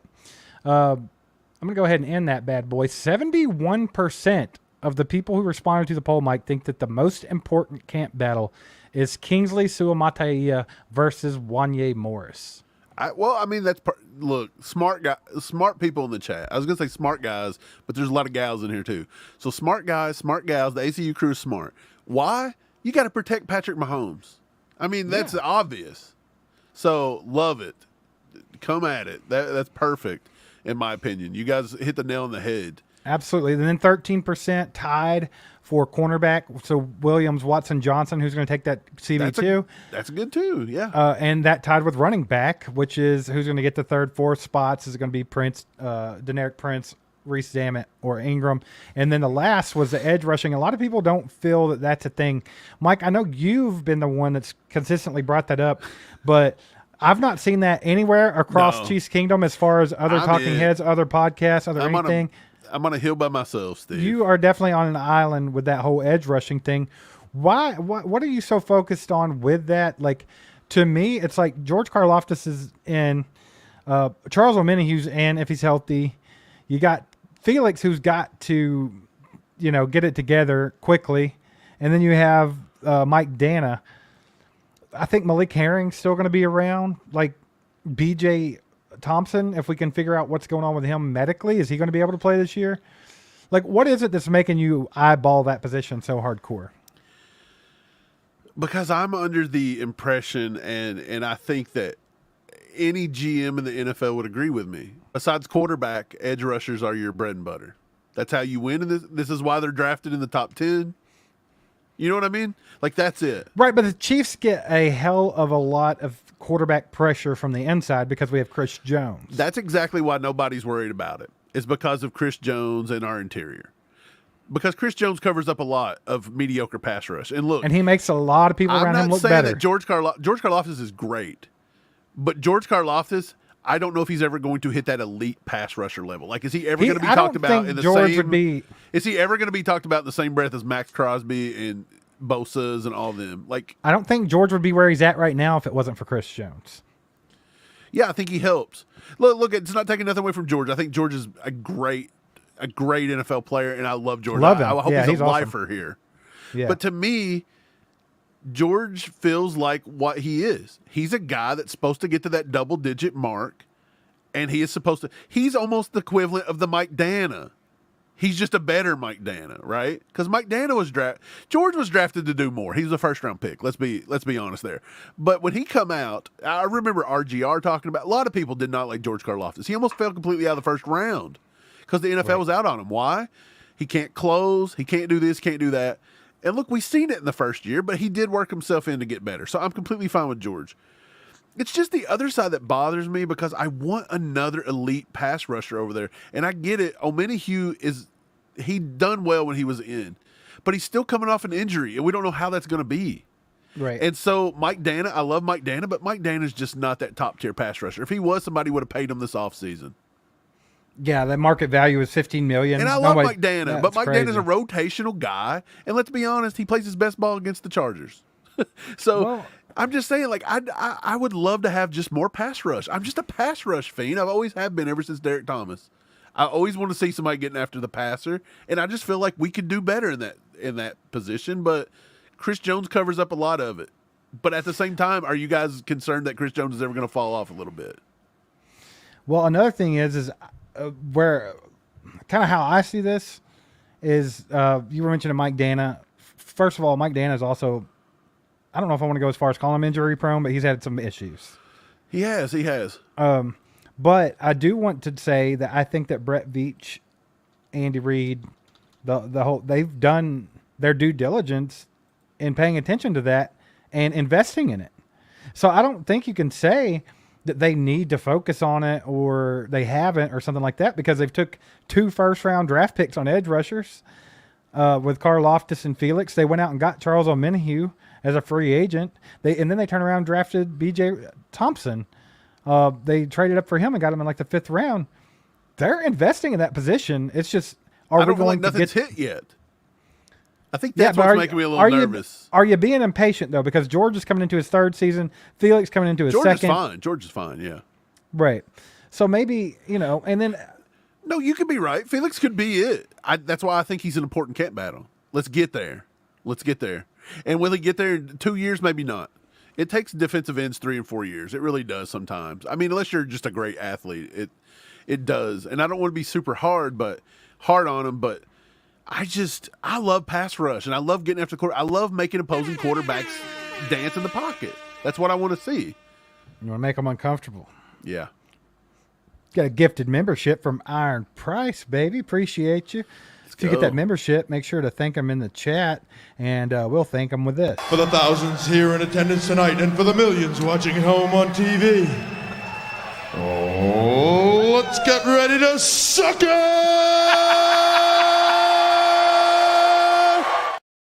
Let's go. Appreciate you, Iron Price. But yeah, man, I think Omenihu, the way he comes back is going to make a big difference in that situation. But I'm with you. I think Felix, obviously it's just a 2nd year.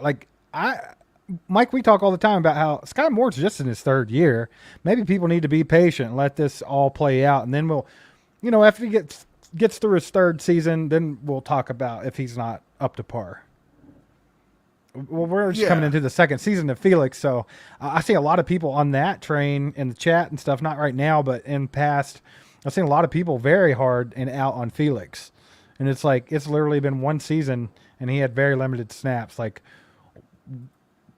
where did we lose our patience for players? Like, taking that step, coming into the league, developing.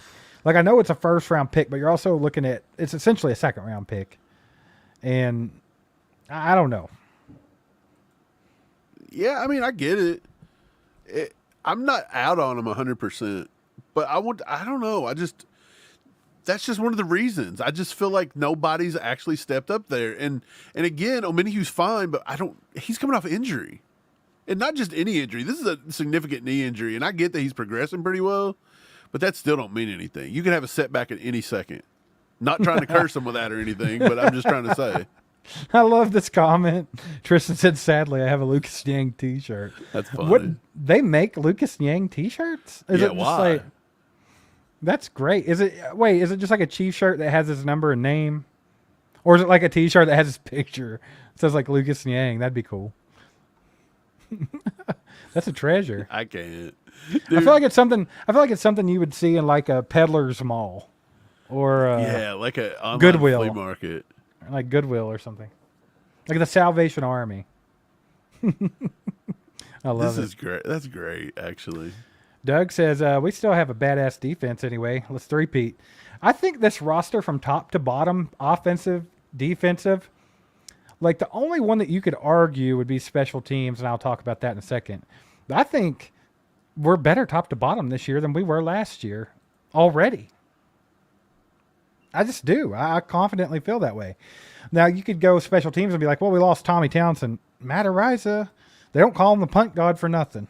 So it's like, I don't know, man. I still feel like this team, just from top to bottom right now, I feel like it's more solid than last year. We'll see how it all plays out, but also other teams are gunning at the Chiefs. I mean, we have the big target on our back, of course, so got to keep getting better. Yeah. I don't. Maybe I'm just too. Maybe I'm too down on the pass rush for no reason. I don't know. Because I went back and looked last year, and I mean, we were second in all the NFL in sacks. Only Baltimore was ahead of us by 3, 60-57. Mike, you need to recheck your top dono here because Jeremiah's should be in the lead there with 20. Mike's not doing his job tonight. He's distracted about the edge rushers. Didn't even top dono it. I mean, I'm just. This is why you're trying to get that script together for freaking Hallmark. No, you're not fooling us. This is why we hear the keyboard clicking. We see your Kadarius Toney like focus. This is why the doing top dono as an overall thing throughout the night is hard because you forget to update and you have to add everything. It's okay. It's all right. We'll give you a pass. We know what you're doing. I was looking back at sacks. We were second. We were looking at second in sacks, pressures. Huh? Second in pressures. But how are we getting them? Again, we were top 7 in blitzing. So were we getting a lot of that just because of the blitz? So that's what I'm saying. I don't know. Is our defensive line kind of covered up by Spags' system a little bit? Somewhat. But it's also at the same time, Spags is also still here, so. It's also covered up a little bit by Chris Jones being an absolute monster defensive tackle. There's lots of different things that help it. Have them hold the ball a little longer. Nicholas says, sadly, I have a Matt Castle jersey. I have a Matt Castle jersey somewhere. Do you? Remember I had one? Yeah, I don't know where it is. I was telling somebody that in the comments. They left it the other day, and I was like, dude, I still got a Matt Castle. And I bought you a Honey Badger jersey one time. Yeah, I've still got the Honey Badger. I don't know where Matt it is. Castle. What jerseys do I have right now? I think I have an Eric Berry salute to service. I have a Alex Smith salute to service. I have a Patrick Mahomes red, Patrick Mahomes black, Kelsey. I think that's it. That's all I got. I need to add to the collection. Dude, I've got tons. I've got the. I want one of those. If I really could, I would get the Nike Elite Patrick Mahomes jersey, but they're like almost $300. And right. I can't talk myself into doing it. I've got a Mahomes. I've got a Kelsey. I've got a Marcus Peters. I do have a Matt Castle. I have a Tony G. I have a Priest Holmes. Bro, I have somebody else from that era too, and I can't remember who it was because I haven't worn it forever. I've got a Derek Thomas, obviously. Who don't have a Derek Thomas, baby? I don't know. Tons, but they're all in storage somewhere. Sometimes you retire them. I'm not a big fan of wearing, like, for example, if I had an MVS jersey, I don't know why I'd ever have one. If they're still active player, I'm not huge on wearing them. That's but like, my thing. Like, if MVS goes and plays for the Bills, I'm not going to put his jersey on and go to a Chiefs game. I'm just not. Right, like I don't anymore. care a bit to wear my Alex Smith or Eric Berry. Right. Like, because they're legends, right? Right, and it's like, yeah, but if they're an active player, at the Chew with the Crew, everybody should wear their most insignificant Chiefs jersey. Like, we should all show up in like Matt Castle jerseys and stuff, dude. That'd be hilarious. That would be cool. Like bad jersey day. That'd be just do like stupid jerseys. Like, you know, kind of like an ugly sweater party. Yeah, they'd be like, jerseys. why in the world did all these Chief fans come in tonight with like the most horrendous players on? The Lucas Niang shirt. We all have Lucas Niang jerseys. That's what's up. Let's have It'd a be kind Niang of like party. It'd be, you know what they'd think? They'd think you're his family. Do you remember when we were at a game? I think we were at, in Indianapolis, maybe. And no, was his Cincy. name? It was Cincy. Was his name James O'Shaughnessy or something? O'Shaughnessy, yeah, O'Shaughnessy or something like that. I don't remember how he pronounced it. But yeah, his parents were in front of us. Yeah, like his whole family was. They all had O'Shaughnessy jerseys on, and it's like at first you're like, why do these people? Oh, okay, I get it now. I get it. Yeah, I do remember that. But dude, I don't care if I did win the party. I ain't wearing Lucas Niang, bro. What's up, Melissa? Good wear to see a Clyde you. one. Wear a Clyde one. Melissa. Enrique said, "Sorry guys, had to see the debate." We debated earlier, Enrique. You could see all of that right here on All Chiefed Up. I had a just I'm not going to get political or anything because I don't really care who you vote for. I honestly don't care. It doesn't matter anyway. But I thought that these were the most useless debates we've ever had because you had a past president and you've got a current president. Why are you debating? Right. Like we've literally lived the past 8 years. We've lived through 4 years and 4 years. Like if Which that's 4 not years was better for you? Well, I'm just saying if that's not enough of a like, why do we got to still talk about it? Like we've seen you in action. Why are you still talking? I mean, no, you hit the nail on the head. Am I right? It's simply common sense at this point. Like, So what were they doing this who, for? who was better? Hey, it's just a show at this point. It They is. just want you to watch the show. The Dog That's and all Pony it is. Show. It's just watch the show because we've lived it. We know. Enrique with the 2 bomb. Appreciate you. I think they just think people don't understand. Like, people forgot. Like, was your life better then or now? What do you think? Like, it's pretty simple. I'm with you. I don't know why people are talking about But it. Brian Parrott likes Boodle. Oh, Boodle. Brian Parrott, if you show up in a Boodle jersey, dude, you win. No, Steve will kick you right out of the place. I won't kick out. I wouldn't kick You out will. Parrott. Look, you'll sneak up to the counter and you'll be like, some man back there wearing a Boodle jersey threatened me. He needs to be escorted out immediately. Oh, no, I clicked the wrong one. Tristan says, Mike, would you ever get Lucas Yang t-shirt because that shirt is the worst? No. Are you the one that had it, Tristan? Was it him that had the shirt? Tristan, if you send What that size to me, is I'm it? sending it back to you. No, if it's Mike's size, can he have it? No. He's Parrott got to says wear it give on the one stream. away. Dude, can we No. get a Boodle jersey signed? I'm not doing that to anybody. Yeah, I'm not even going to talk to this guy to see if he'll sign it. Let's be honest. You have to go over to McDonald's and wherever he lives and be like, hey, bro, when you have a second, when you're on break. No. Boodle, is it Boodle that on Twitter has his thing as shutdown corner or something like that? Like, that's in his thing. And I was like, that's pretty bold coming from a guy. It's a bold strategy, Cotton. Yeah. See how it works out for you. Dude, I'm finding it because I'm almost positive it's real. His name's Leonardo DiCaprio Boodle, bro. Oh, no. What is this? YouTube decided to interrupt our live with a Joe Biden campaign ad. Good grief, man. What do we do to YouTube? Did they do it? It's like those. Have you seen those, like, the trending thing where people, like, put, like, a fake Joe Biden thanks for your donation in the mail for their parents or something? Is that what they're doing? Are they tricking us? No, I want to, like, so does that mean, like, Joe Biden's campaign is going onto YouTube and saying we want to be promoted to football fans? Chiefs fans, baby. Swifties are trying to get in yeah, there. like Chiefs fans. I wonder why that is. Like, I'm just thinking from like a point of view of like an American. And honestly, I don't feel like that's a big demographic for Joe Biden. It would be football people, right? KY says he was asking for donations. Just to be very, very clear with you guys that are here. These are YouTube's ads. Yeah, we don't put these up.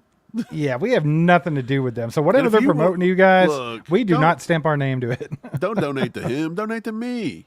Yeah. Biden's us made a- billions of dollars off some, Yeah. Look, just quit sending money to Ukraine. Send it to me. I'll take it. I'll put it to use. Right. Why am I on, trying to figure man. out how to pay rent? When what are we talking about? I don't know. Who knows? I'm over it. The only jersey Kyle wears of a former player is Lenny Dawson, the Super Bowl IV authentic throwback, because he's Lenny legend. That's freaking awesome, actually. That's pretty cool. Dude, people got so angry at me for doing those polls on YouTube, and they said that we didn't love Super Bowl IV. We didn't give them enough credit. Well, I'm sorry, we're not 74. Like, that's the thing about, like, Yeah, I really I'm not dogging people that are older, and I'm not dogging that team, but I'm 39. I don't have no experience with that team whatsoever. Have I seen some of the tape? Yes. But it's like, it's not the same. You know what I'm saying? So a lot of the young demographic, Yeah, it almost they feels don't, like you're just like it feels like no matter what, you're just watching like history movies in class. Like you didn't really get to live it, so it don't feel as like nothing's ever like to me. I never seen a Super Bowl until we beat Mike, the 49ers. our dad So- hadn't even graduated high school. He wasn't even in So for high me, school. that was my first Super Bowl. I mean, I get it. We did win it, but like it doesn't hit the same. Like it hit me like, dude, I just watched my first Chiefs Like Super Bowl. you have to pay respect to How those guys. funny You have was to have it. But Like if we were celebrating, we're like, oh, and like we're just loving life, when we win our first Super Bowl that we seen, and somebody knocks on our door and says, "Shut up, the Chiefs won one back in Super Bowl 4. You guys are celebrating way too hard." Mike, we got a freaking 5 bomb from our boy Perry. He says checking There in we late go. from Texas. If I'm going to make a donation tonight, it's going to be to ACU. Appreciate you, Perry. Man, I was thinking about it. The thing about it is, if Joe Biden was doing an ad where he was trying to ask for donations, he probably stuttered at least. He probably only got 3 words out before people hit the skip ad button. Skip. Perry, appreciate you. Is this Is this Rick Perry? What's a Rick Perry from Texas? No, you're thinking of Luke Perry. No, 8 seconds, baby. Set 8. Who was Rick Perry? Am I remembering that name right? Was he don't a know. governor or something? I don't know, Mike. I know I'm right. Daggone it. Yeah, he was the governor of Texas. Okay. Rick Perry. Yeah, you remember him. He had the glasses. He had the black glasses on. Are you gonna start calling our boy Perry the governor? Governor. I think Rick Yeah. Perry was like a hard ass, if I remember right. Like he was just I don't know. He was rude and crude, baby. That's who it was. Kyle Williams said you're correct, sir. Yeah. See, I might be dumb. I ain't that dumb. I remember a few things. And by the way, I still got to go back and prove that right when I said that we already done a fake Hallmark movie in Kansas City. Nobody ever told us that if we were right or wrong, so I don't think anybody remembered. Nikki, I'm not making fun of people that stutter. There's a difference between having an actual stutter problem and just having no idea what you're talking about. That's the difference. And like we're talking about, like the people running for our presidency, Mike, both of them are like 80. Like, what are we doing? We got to figure something else out. I think I should be president. I think you should. Just go ahead and put the card in. However you go. How do you declare that you're running for president? I don't know. I think it just takes a lot of money to do it. You should get some donations. That's all you got to do. Mike Iron Price with the freaking 20 bombs. Says top worst defensive backs in Chiefs history, please. That one's easy. Philip Gaines, Steven Nelson. That's the 2 off the top of my head. Yeah, those 2 stunk. Appreciate the 20 bomb, though. Legend. Dude, I'm glad you brought this up because I was thinking the other day, and sometimes you'll just go through and you start thinking about players from the Chiefs past, and when they drafted them, in your mind, you were like, man, I'm excited to see how this guy turns out. And then they just stunk, or they didn't live up to expectations, So I was thinking of one the other day. I know you guys are going to remember him, but Javier Arenas, you remember him? I actually thought he was going to turn out better, and he did, and he didn't. I remember we Arenas. drafted Kavari Russell out of Notre Dame in round 3, Yeah. and they cut the dude before camp was over. Whatever happened to him? Did he just What- leave the league? I would bet all my money if you put a poll out to the entire Chiefs Kingdom and they all had to make a vote that Philip Gaines would win this by a landslide. Dude, Sanders Cummings says Kathy Welch was a good one from Georgia. Oh, yeah, that is a good one. Dude, yeah, we've had some trash ones. Appreciate the 20 Iron Price, Mike.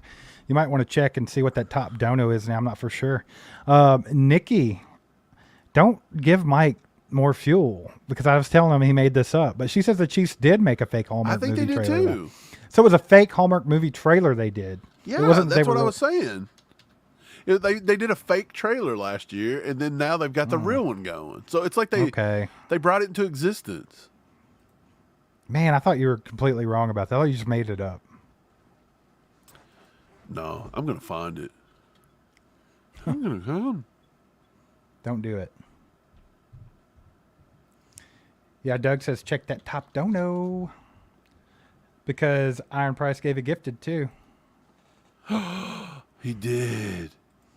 He did. I didn't Look, see Mike, it. I got it. It's look, hard to remember all this. If you can't do math, someone in the chat's going to help. Well, it's not you. about doing okay. math. It's just I'm old. I don't remember these things. I'm These are old. hours ago. That's awesome. Justin says that his wife applied to be an extra to the movie. Let's go be in the movie, Mike. All Chiefed Up should be in the movie. Let's make it happen. How can we make it happen? It won't. I can already tell you. There will be somebody in the movie, and I already know who it's going to be. It'll just happen. By default. Put money on it. It's not who you think it is either. Somebody is. There will be an appearance before it's all said and done. There'll be something in that movie about it. I have to speak in code too because I don't want to get fired. I have no idea what you're talking about. Exactly. Why can't I find this stupid thing? Like, Lauren says, I'm going to the Kansas City Chiefs training camp here pretty soon. That's awesome, Lauren. We'll be out there eventually. We'll let you guys know what dates we will be there. That way, if you guys want to hang out. Also, I know Melissa just came in a little while ago. We're thinking about doing something up north of St. Joe's and also doing another Chew with the Crew somewhere in the Kansas City area. So we could have a couple little events back to back. Could be a couple of fun days there. We'll keep you guys posted. Yeah, we gotta. Did you ever write Melissa back? I don't know. If I didn't, Melissa, I'm sorry, but we're trying to work it all out for sure. So yeah, we've been talking about. We're trying to get together. We're also trying to come up with some more stuff to give away for the Chew with the Crew event. So yeah, we got a bunch of stuff in, dude. It's been a hellacious. Like, it is the off season, but that's just with news because everything else has still been just crazy. Oh man, it's just putting in a lot of work, Mike. Yeah. Mike doing the Lord's work. Mike says, finally catching the live stream. Can't wait to hang out with the ACU crew. Welcome in. Welcome in.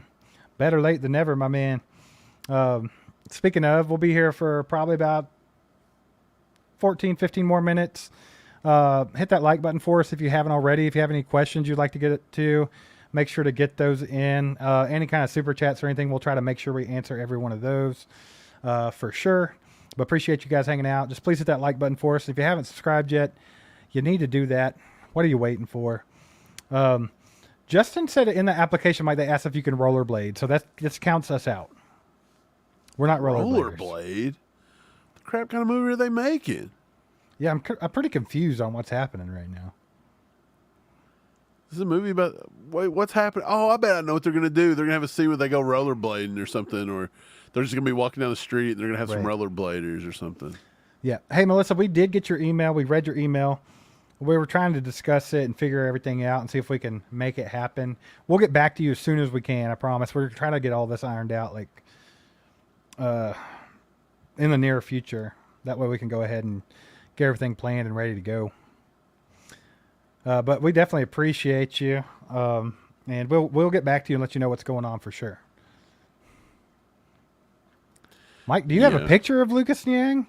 Tristan loves giving you hell about Lucas Niang, and I love it. I don't He has believe it. whatever. If you pan that camera over your left shoulder, I bet you there's a giant Lucas Niang fat head on your wall. Is that what they're called? There's not. That'd be so funny. What are you doing, Mike? Trying to find that clip. It don't exist. I think this is a made-up thing. Midnight says, I would love to attend if you do something in St. Joe. Heck yeah. That's another thing. We'll probably try to get kind of an idea of how many people would be interested. I think she said it was called, correct me if I'm wrong, Melissa, but King City. She says about 30 minutes north of St. Joseph. So if you'd be interested in doing an event there, we thought about maybe doing a live pod there or something like that. That'd be fun. Like, me and Mike can just set up and you guys can ask questions and we'll record all of it and put it out as a YouTube vid. That could be fun. And then have the normal Chew with the Crew back in the KC area. Something that we're kicking around. So if we can get everything ironed out. Yeah, we're going to have to come up with it pretty soon, especially with dates, because it's going to get here faster than you think. Yeah. It's already almost July. Well, Melissa's down crazy. to whatever we need to do to make it work, man. Yeah. Doug says, Mike, what if Lucas Niang was in the movie? Good Lord, no. What if it was all about Lucas Niang? Like Like he's the main character. Oh, Lucas Nyang. John Russell says he's out. Got to get to the liquor store before 11 p.m. You be careful out there, John. Appreciate you hanging out. Have a good night. Brian Parrott says that's out there in the sticks. Don't you live in the sticks? I think you told me you lived in the sticks. Maybe I'm wrong. Opposite way. Where does Brian? Yeah, Brian Parrott said something about doing that a long time ago. Maccaberry said, "Sorry, I can't make the Chew with the Crew. I'll be there when you do the Down Under version." We're gonna do the Australian version. That'd be wild. Maccaberry, how many Chiefs fans are there in Australia? Just obviously not like a number, but like, do you see very many? Like, do you run into Chiefs fans, or are there a lot of football fans? Kind of interested. Jay Freezy said this stream's way better than the presidential debate. Heck yeah. Yeah. We knew it would be. If you're going to watch two idiots talk all night, it might as well be me and Mike. 'Tis true.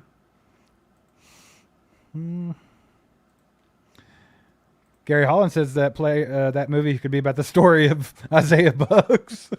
Oh, God, no. That'd be a good Lifetime movie.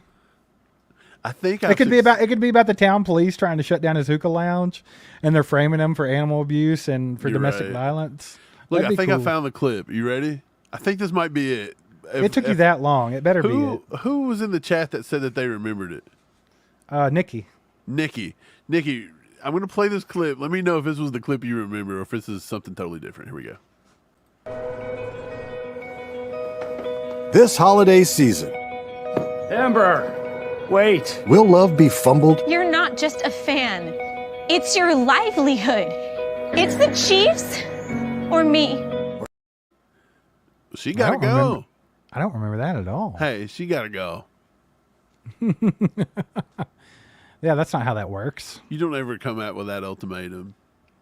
What are you doing? You want to be with somebody that wants to give you that ultimatum in the first place? Get out of here. That guy's got to run. Run for the hills while you can. Yeah, I was thinking so. That's it. That's the corny Hallmark movie we're going to get.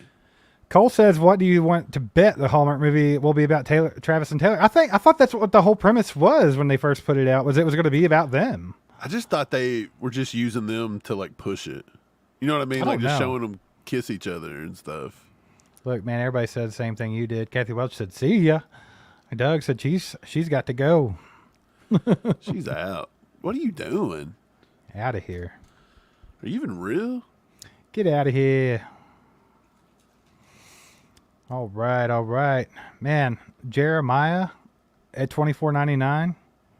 Or is it Iron Price, Mike? Do you still have that screwed up? I don't know. I don't think. Yeah, you do. Mike's not doing very good with this high Stono. He's trying to write the script to the Hallmark movie. I swear that's what you're doing. I thought Jeremiah was the top donor at 24. It was both of them at one point, right? It was, but I think Jeremiah's at 20 and Iron Price is at $24.99. Oh, but that's what it was then. I went to change it and I accidentally deleted the wrong name because they were both tied at one point. Hashtag rigged, baby. Watch yourself, Iron Price. Mike's rigging it up. Yeah. Go ahead and tell us what the movie's about. Quit making us guess. What do you mean? I don't know what the stupid movie's about. I hate it. I'm turning it into a horror movie. Like Leatherface shows up in Kansas City? No, here's what it's about. Somebody infiltrates Kansas City and they see him wearing a Joe Burrow jersey. And so they stalk him and get him out of the city. That's how that works. Did you get my Joe Burrow video on here or no? Yeah, it's on here. I don't understand. I don't remember what it was, though. What should we play it? What is it? It was basically what the Bengals fans were like when they saw Joe Burrow with his suit on that had the back cut out. I hate it. That was so stupid. That was so ugly. But they loved it, dude. Why do you have his back blown out? They loved every minute of it. Like all they talked about was all how Bengals fans wants attention. So for them, it was just attention. They could talk about how sexy Joe Burrow was. But this is what it was like, though, the whole time.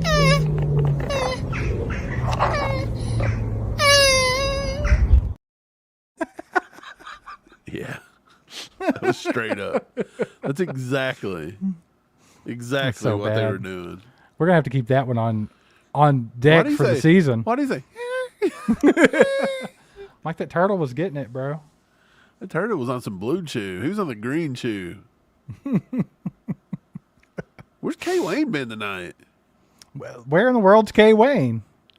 Where in the world is K Wayne? I'm gonna go check the pit. I'm gonna check the pit to make sure. What? Tristan says, Mike, would you be surprised if Oh my Lucas God. Vegas?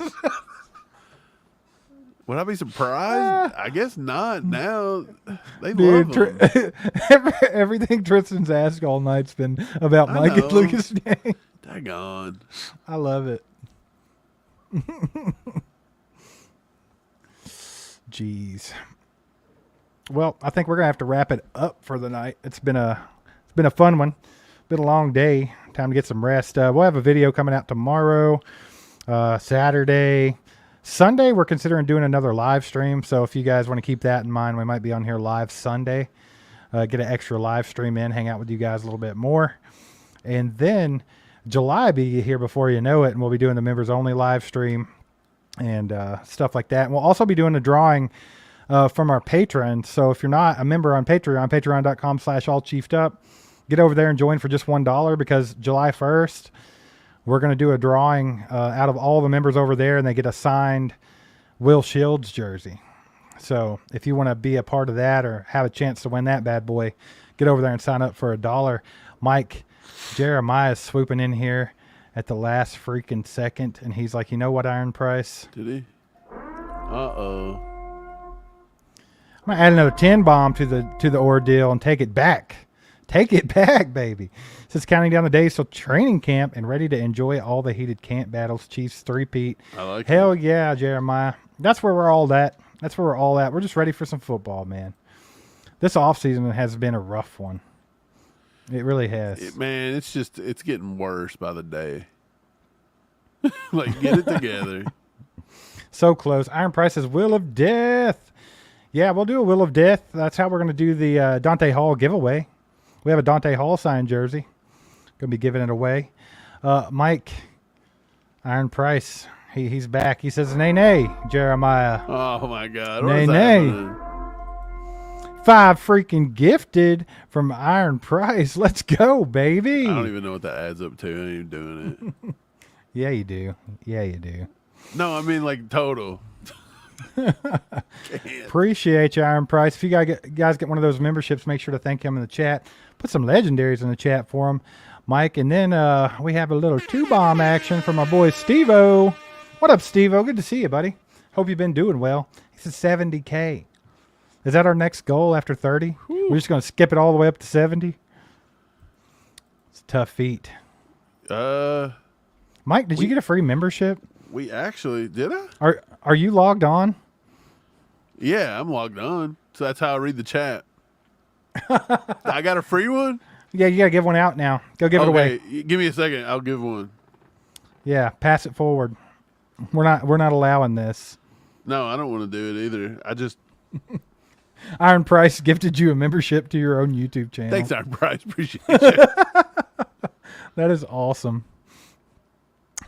And since Iron Price has been so generous tonight and he's helping the ACU crew grow, I guess we'll give him another one of these. Suck it! Suck it!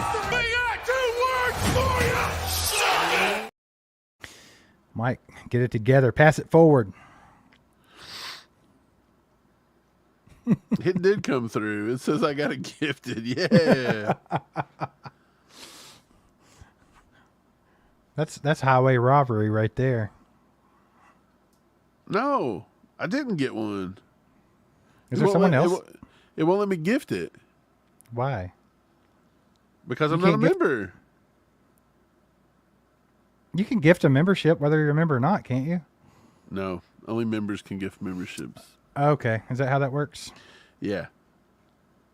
Actually, Well, it who does got say it? Mike Williams was gifted a membership, so why is it not letting me have it? Better give it away. Well, I'm trying, man. Jeremiah, member for 7 months. He says, donate to the ACU crew. Appreciate you, Jeremiah. Yeah, you guys that have donated, you guys are awesome. You guys are keeping the channel going, helping the channel grow. You guys are amazing. We are getting there. We're getting to where we want to be, and we can't do it without you guys. Can't thank you enough for always watching the videos, liking, commenting, watching the live streams, hanging out, talking football. Always fun. But yeah, Mike, so can you not gift it out? If you can't, you'll give it away next time. You're not keeping that. You're not keeping that for yourself. I'm trying to see if I can do it. Maybe y'all in the chat. You got to be with me on this one. We got to hold Mike to this. He can't just steal that. I'm not trying to. I don't even want it. You don't want a chance at winning a Dante Hall signed jersey? No, I'll just keep it. Scooter says, "Let's freaking go! ACU crew finally caught you live. You're too cool. Two bros doing it. LOL. Appreciate you, Scooter. Yeah, we try to have some fun here, man.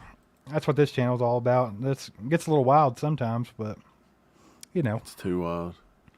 Yeah, it's not giving me the option to give it away, so I have to maybe do it on the next one. Maybe it's not like Sunday stream, baby. Yeah, maybe it's not like registered it just yet or something." Kyle says Mike getting a free membership is like being Lucas Nyang, just along for the ride. He's not putting in the effort. Effort. Wait, it might have let me do it. Uh-oh. Dun, dun, dun. There it is, baby. There we go. There it is. Mike passed it forward. That's great. Sydney got it.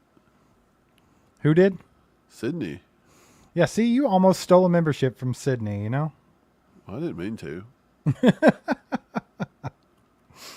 That's awesome.